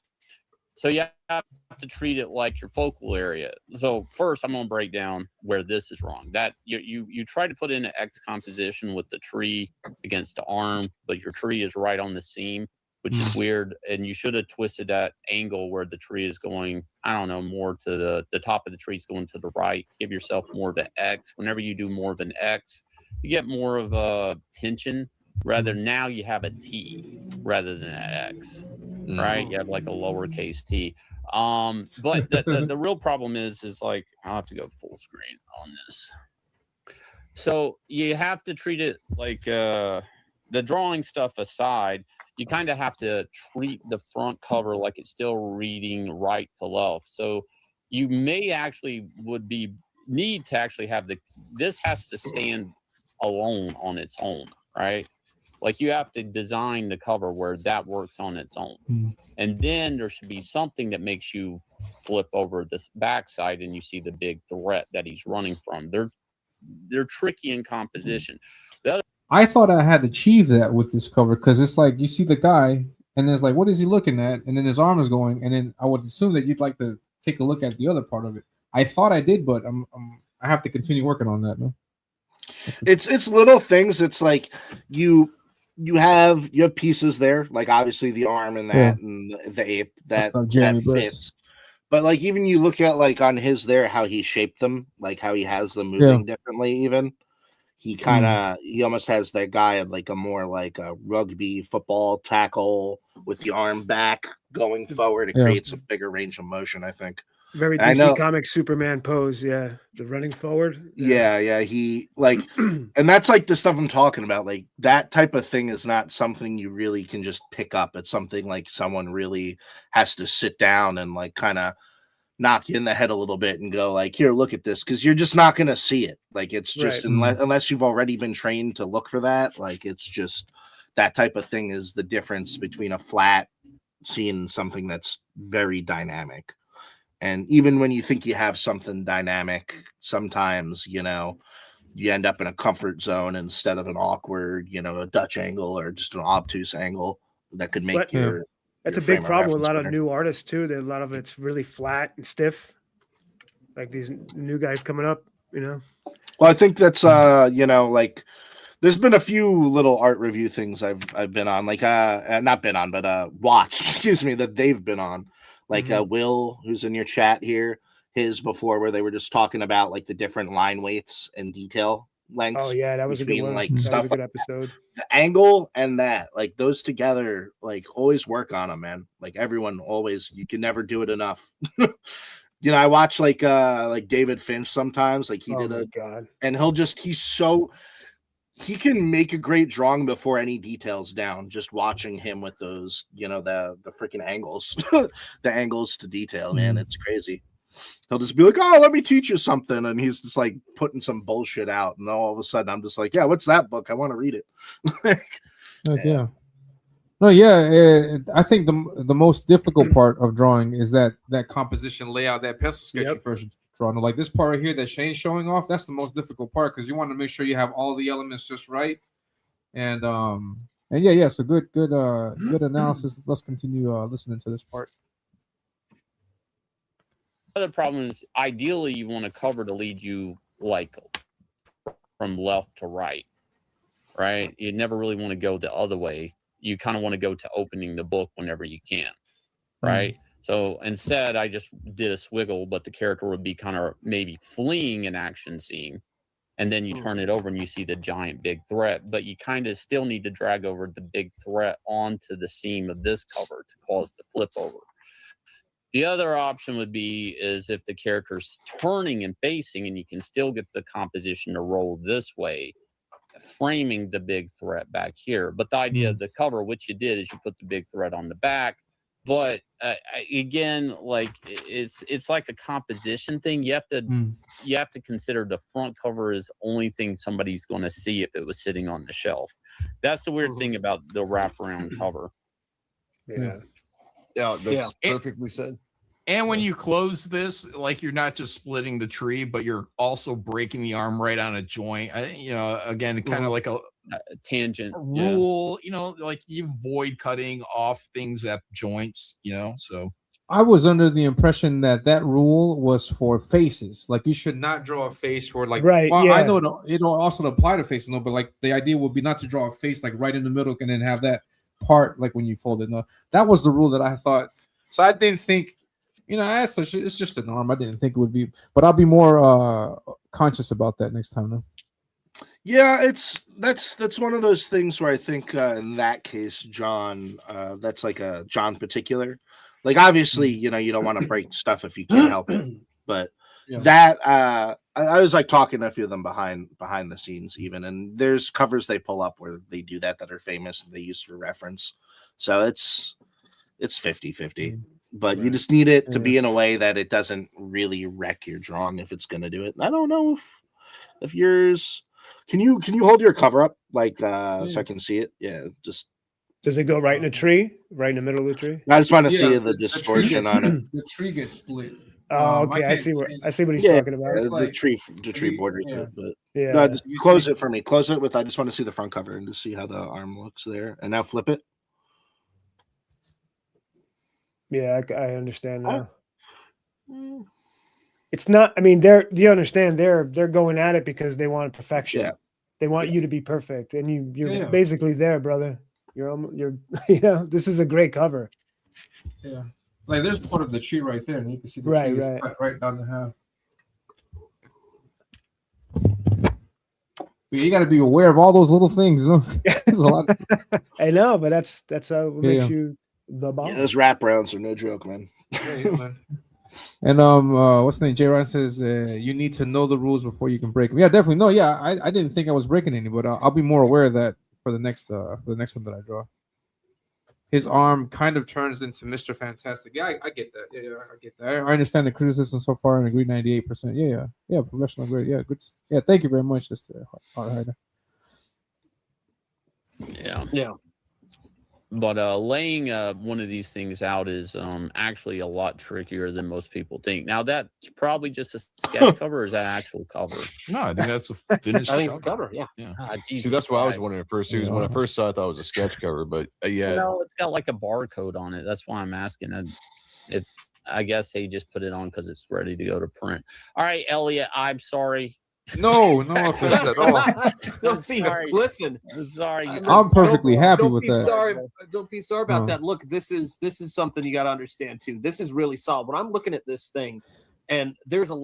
In my opinion, this was the most insightful thing from the feedback. Like this really like put things in motion because I really like what Sean says here. Huh? Let's check it out. Great stuff going on here in terms of value and composition. All of that stuff is looking really sharp.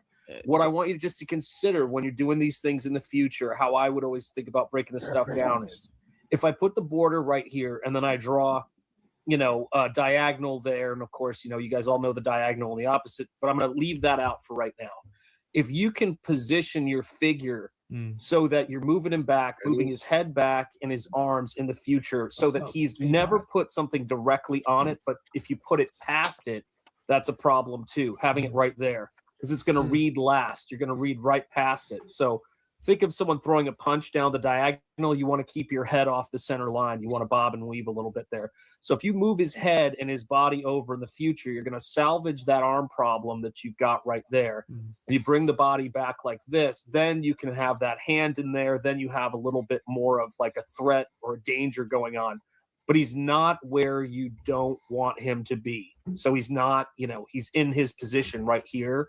And he's not right there because what will happen is you come down here to the hand, to the tree, and then you move up to get to his face. And you actually want to come down, see his face, see the figure, and then move around to where the threat is of the hand, That line of sight, that line of motion from like where you're guiding the eye and all the things that it has to hit on the way down.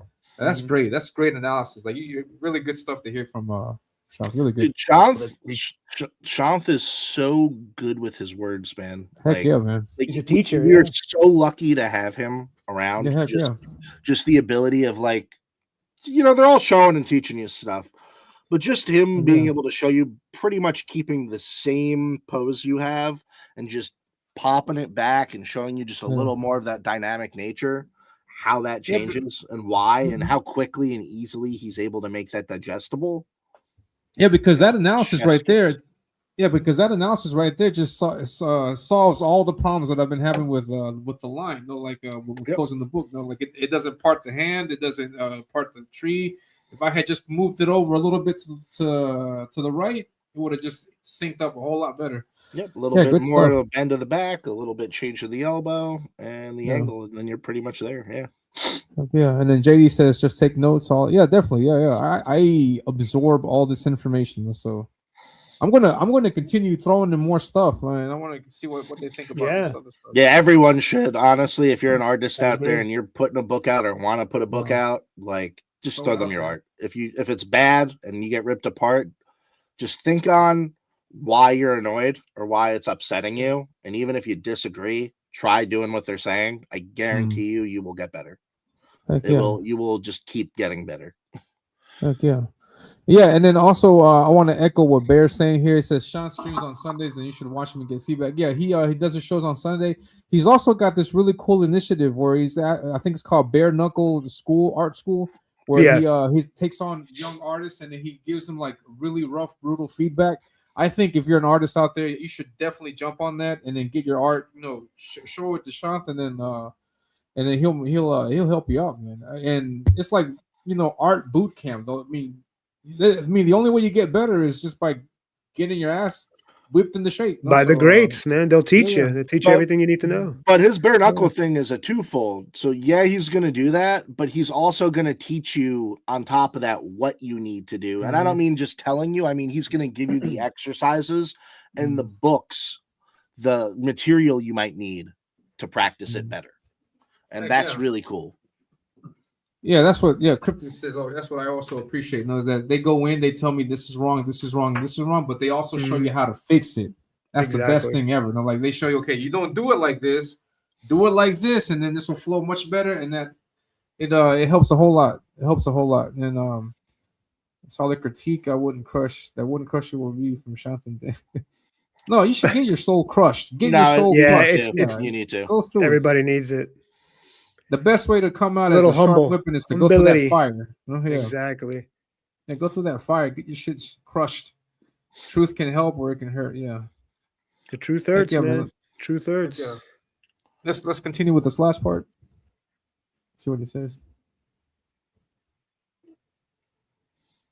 I was loading form or whatever else. There it is. But that's the thing I think would be the biggest thing is to maybe move the figure over, and then I think it'll work quite well. And it's really nice what you're doing here with the drawing, Elliot. Good job, man. Yeah, I found a good example of a wraparound cover. I'm trying to pull the image up, and it's sending me all the way to eBay. I don't know why. Like, I just need. There's like this was done a lot more in the 90s. Yeah. An image. But somebody said people will know how to open up a book, Shane. It doesn't matter. You have to treat the front like a standalone image, and it still needs to read left to right. Like compositionally in the West, we look at things from left to right and not the other way around. Here's a Joe Madureira wraparound cover. I cannot find a better, sharper image of this, but we can make out the composition. If not, I can grab the book off my shelf and look for it, but it'll take too long. I wasn't prepared for this. So this is a wraparound cover. And you can see how like the standalone, and there's better examples out there. Just Bearwolf in the chat mentioned this cover. So you get the nice X-Men team shot there, right? And zoom in on that. that. The other half, and you get Apocalypse, the Sentinels up there, Sabretooth, and some other of the X-Men characters there. So I remember that cover. And for what it's worth, this isn't a X-Men team. A lot of these characters aren't even together in this book. So there's different ways to do it, but I'm saying compositionally, this kind of it's not going all the way to the right, left or right, but it's kind of coming at the viewer. Now Wolverine's kind of angled a little to lead you to the left, but also Blink's leg is leading you over there. These things become a really complicated thing. In the end, no matter what, the front cover has to stand on its own. Yeah, I've heard that before, even if it's because it's sitting on the shelf, like it's sitting on the shelf that's why the logos are at the top, because you can see the book on the spinner rack. Everything's kind of designed on a comic book cover because of the way they're presented when they sell. Now, again, let's say this is a crowd-funded book, you still have the same problem. Your back cover is now hidden. It's still hidden. So you still have to treat the front cover. It has to be able to stand on its own. The front cover has to. Does that make sense? Yeah. Great advice. Yeah, man. that was my also. I 100% agree with that. Yeah, and that was my thought process for the connecting covers on my campaign. Like I did this also. You guys remember this? I had my Deathmonger and cover A and cover B. No, sorry, B and C, something like that. And so like that was my thought process also. Like it goes right down the middle, and then you have one full image that can work by itself, and then the other image that can also work by itself. Yeah, I get 100% what they're saying. And so but good stuff, man. Good stuff. Let's go back to that. Ow. Oh my god, my neck is so stiff, man. I'm sorry, Matt. So Stress. It comes with it, man. It comes with it sometimes. Stress, man. Because Yeah, man. Yeah, you wouldn't think about it, but like just the things that you have to go through every day just start getting to your neck and everything. Your Yep. back. Heck yeah. So, all right, let's listen to the rest of this part. if that's a crowdfunded book, somebody opens their Gemini mailer, the first thing they're seeing is the half of that image, you know, and they'll only ever see the half of that image until they flip it to the back. So regardless, you want to hit people with a standalone image. I don't know. Does that make sense? Yeah, it's tricky as hell. That's the problem. Is these things are tricky as hell. There's probably better examples of these out there. What do you got here, John? Oh, a couple things. Different wraparounds. Here's one. Look at that. You get the back and a fold inside cover there. Yeah. Yep. I like that. See how that God damn you, Jim Lee. Yeah, but but that main cover stands on its own. Like you dropped it, you know. Yep. That's the tricky thing with these. Yeah, I wanted to show this one more than the other one I had up. I don't know if that showed because this has actual things going over the fold. You know what I mean? Whereas like the one you showed, you know, it left the gap, and same with this one that I pulled up first because I love this. But it also has it leaves a gap. There's a gap there. So, but with this one, this is more in line with what we're talking about, where you're trying to get these things that they're going to go off the cover and into the wraparound area. So you just find good spots to get your breaks. On that one, what's great about that one is, you know, because you have Wolverine there, Jim Lee made sure you had Wolverine's claws on the front cover, even though they're on the other one, right? Like it's designed like this front cover ain't shit if I don't have Wolverine with claws on it, you know? And that's kind of, I guess you could. Those are connecting covers, which are different, but his X-Men covers, you can still see the same rules apply, that each one of those covers are still, even when you get down to Magneto, it still stands on its own. It can stand on its own. Should it stand on its own? No, but if it's there on the shelf without its other mates, it can still sell and look badass on its own. And it's challenging. It's definitely challenging. Now, if it's connecting covers, that shit's completely different. It's completely different. It still should stand on its own, but technically, the way connecting covers are supposed to be presented is they just slide next to each other. Like it's a little bit different. That's a great one. So this one, you know, if you really think about it, the back is almost neglected. In terms of like being some great thing. I mean, this guy's kind of flying. It's okay, but it's like there's still a lot of empty room. This could have been filled up a little bit better. And it's also like it cuts also on the shoulder. I think the shoulder's okay, right? Yeah. Yeah, the last one also. The last two covers also break on the shoulder. Yeah. But right. Yeah. But as a cover, you cut it right down here. Oop. Yeah.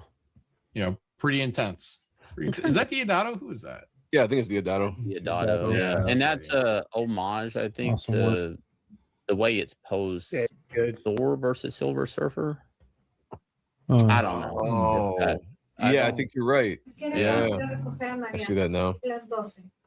Which was a standalone cover. Like, so, like, it's basically he just filled out the back end of that. Look at this. Brass. Wow. Oh, Brass was crazy. Was that Bennett, right? Right here's our split again. Oh, he's cutting off a couple fingertips there. Nice. Yeah. But this is like almost Anthony Gonzalez upshot. Yeah. I will say with Elliot's style, if he used a lighter line weight for his background with the trees and everything, because the line weights are really similar to the characters, he just went with a little bit of lighter line weight too. That'll push the background elements a little bit back, so it create more depth instead of feeling as flat as it does. But I think there's still some strong pieces. There's strong elements there, Elliot. You did that job. Just that's a good one. Is that Burn? Is that Burn? Yeah, I agree. I did the heavy ink on the trees because of the proximity to the characters, just to let you guys know that is supposedly in relation to the characters. It's like right next to it. Right next the to each trees that other, are further back, it's a little bit not as detailed, but I get what he's saying. Wood's difficult because there's really only two lanes you can go down, which is heavy shadow, not a lot of detail, kind of expressionistically to get the feel of it, or realistic with that hyper detail where you got to have a lot of line work, but it's like then you start playing with that where you can almost muddy it up because it'll get too confusing, and it's the line shadings. You do a good job though with the shading, Elliot. Really good work with the blacks. Thank you, sir. The with blacks speaking with the shines.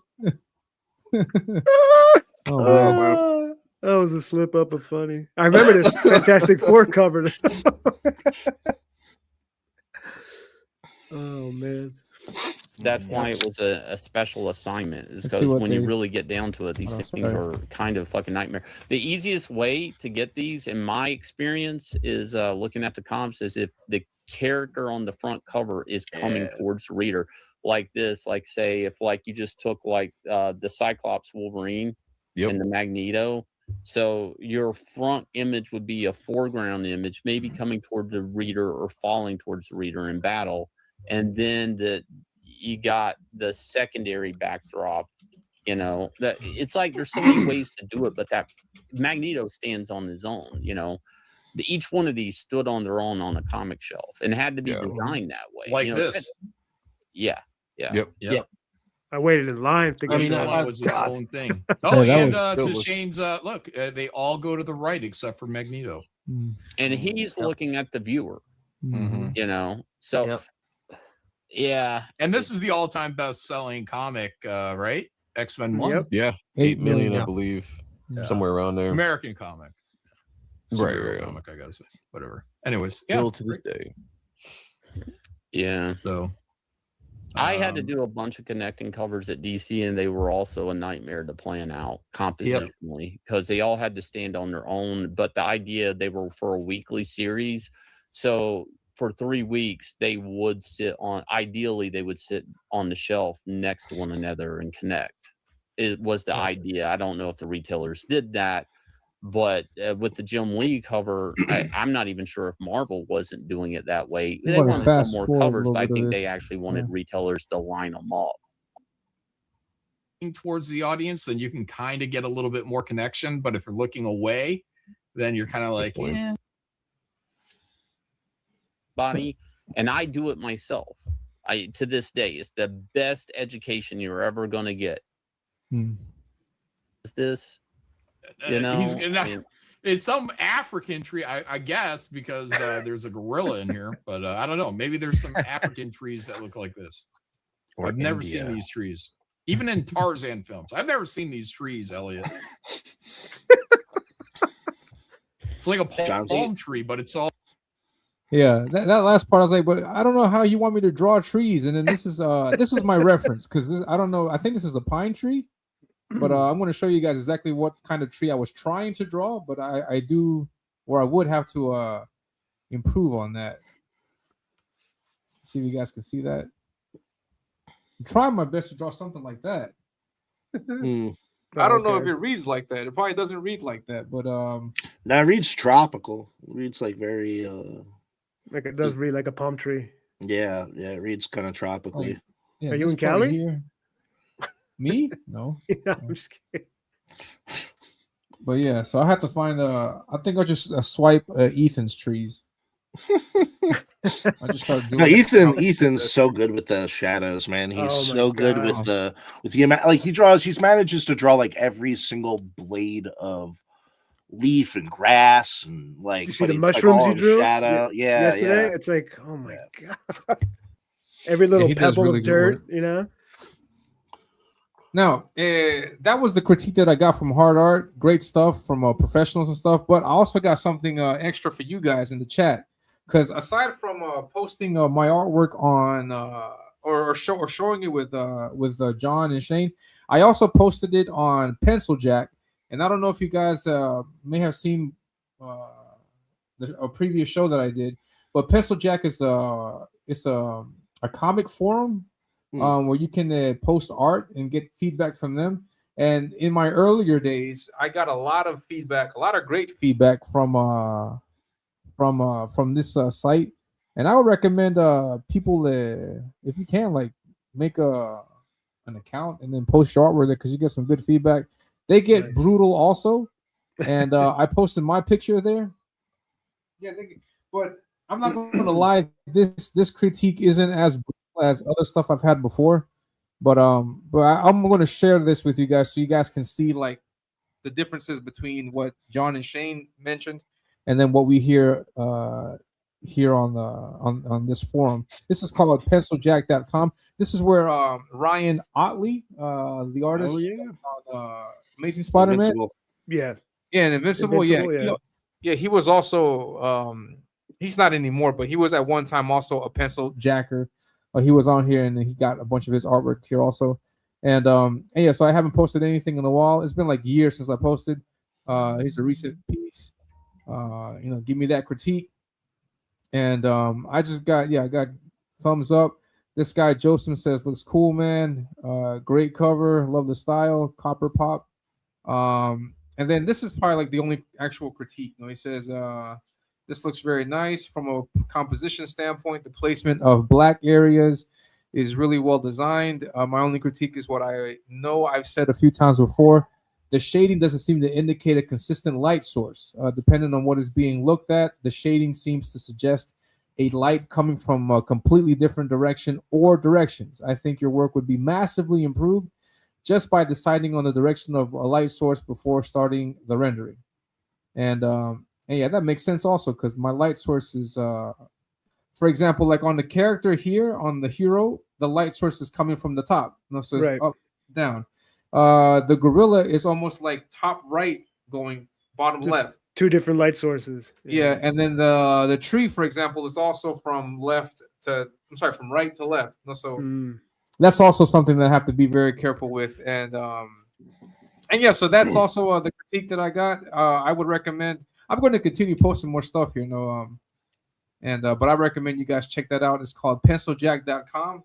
Create an account, post your art there, and then let these guys go to town on you. Yeah, I always bring up this exercise to people.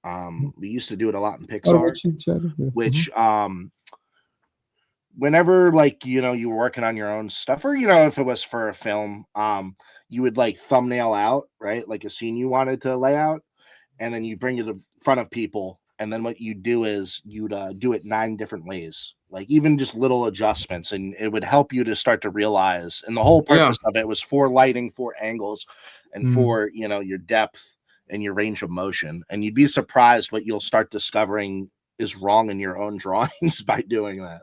Because you'll think you have the best composition, you think you have the best thing done, and then you'll be like, I'm going to try it from this view, even though there's no reason I could think of to do it that way. And then all of a sudden you realize, like, I was dumb.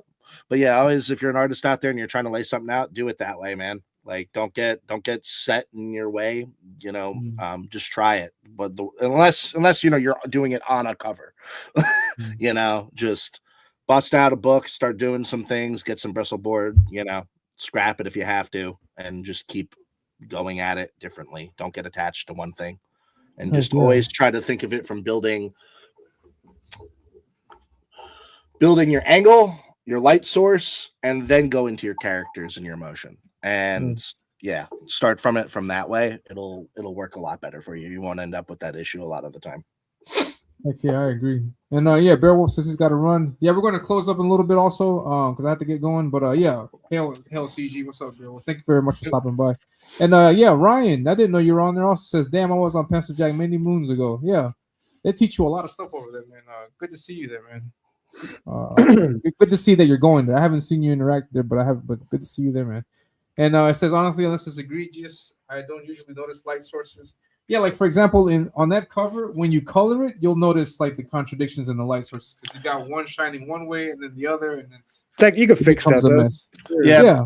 Ben, like, try to make it a point to think of the light first. Like, no one thinks of it first, but as a professional, think of it first. It will make everything you do better. everything. When you start, if you're thinking about it, when you start laying out just the most basic versions of your characters, just like, oh, it's two people talking, but you're already going into it with the idea that they're lit from this side. All of a sudden, you know, you're darkening this and you start to see mood before you even have detail. Heck yeah. And then you can just kind of go over it, refine it, and so on. Yeah, it matters. It's a big. And I actually want to show a piece where to show you guys how important consistent lighting is, how it can really improve your art.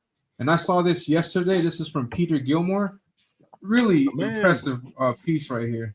Oh my God, so good, man. Yeah, this piece is really good, yo. You take a look back at it, it looks like a photo almost. And his light source is consistent. No, it's coming from the top right, coming downwards in the diagonal light way, and great stuff, man. Very dramatic. Great. Yeah. The fact that his schedule isn't just completely filled up with work for everybody by now is insane to me. Yeah. Well, he's got to draw this crazy ass book. No, I'm pretty sure this book is insane, dude. Yeah, he's really leveling up. Like the last like year or 2 years, he's been really improving. Really, yeah, he's on my short list. I have a list of people right now I'm going through working with for the con to run me some original characters, some CG original characters that are gonna be on banners, shirts, prints, that kind of thing for artists cool, to sell. Man. So I got like Dan Lawless is pumping one out, and I got Joe Sontag, but he's definitely on my short list. But I'm just trying to throw it to people that I want to see more work from, or I think could use it in their like their stores and their shops. So like Joe, you know, Joe's got a lot of stuff coming, but you know, he's building his online store and presence. So I think, you know, giving him some stuff. Plus I love his style, man. He's like a Capullo, McFarlane head like myself. So but you know, so I have him working on one. It's gonna be like Jersey Devil Demon Car themed. That's what's up. Hell and yeah. then I got Dan Lawless, who sent me some basic layout pieces for it for the Fans Fest, but he's gonna have a sci-fi pinup chick that he's working on. He just gave me some basic rough drafts. I can like really basic, but I can kind of show you them if you guys want.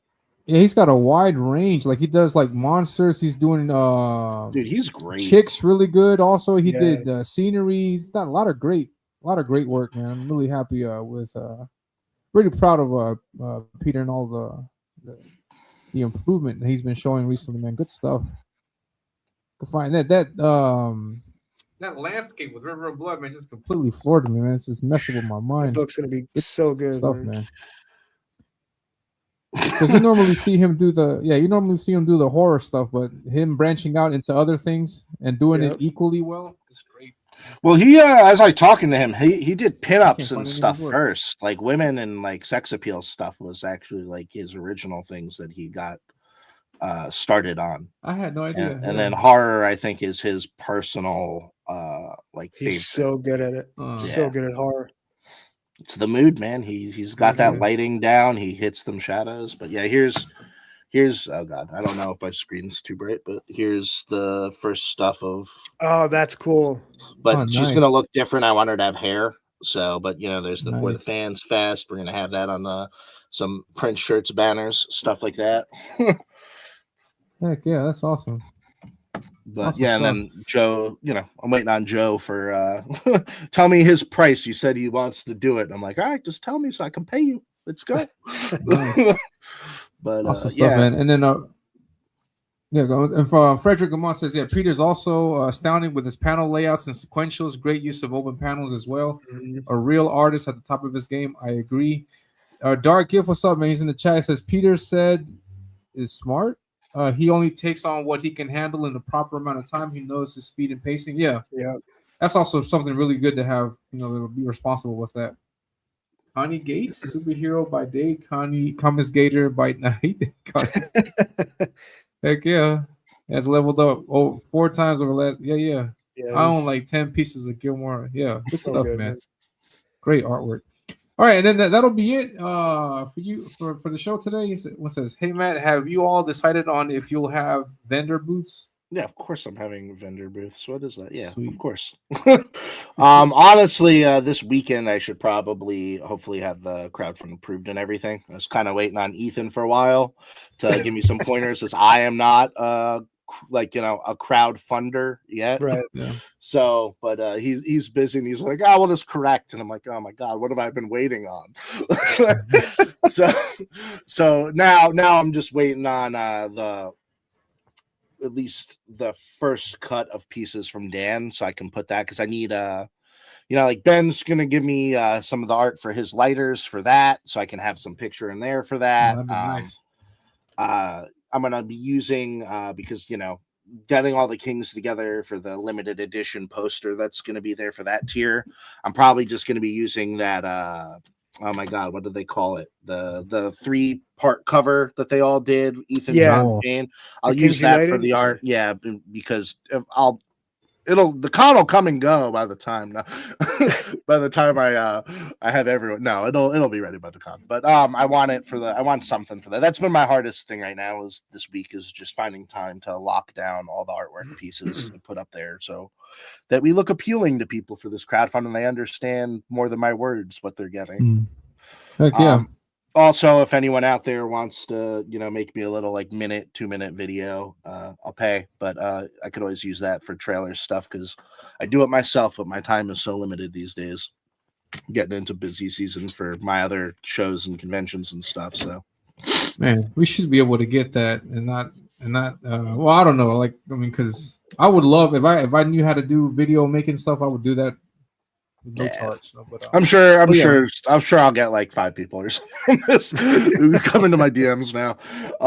But yeah, no, I just hopefully by next probably I doubt they're gonna approve it by this Comicsgate Live. So probably by the next Comicsgate Live, I hope to have this thing live and have us all, start promoting it. Yeah, we gotta start pushing open the it out. website and everything. Yeah, awesome. Yeah, DG's leaving, Peace, so we're all DG. leaving also. Well, yeah, thank you very much to everybody in the chat. Thank you for people watching on the replay. Please remember to hit the like button, subscribe to the channel, share this out there. If you share it, you like it, more people can watch it, more people can enjoy it, and then we can expand the platform, so we can help promote some other comics. And so I'll see you guys later. I'll be back next week.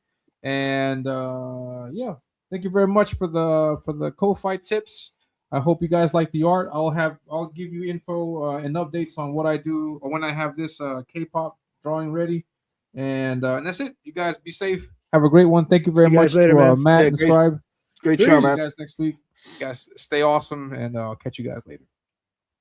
Be safe. And with that, we are out. You guys take care.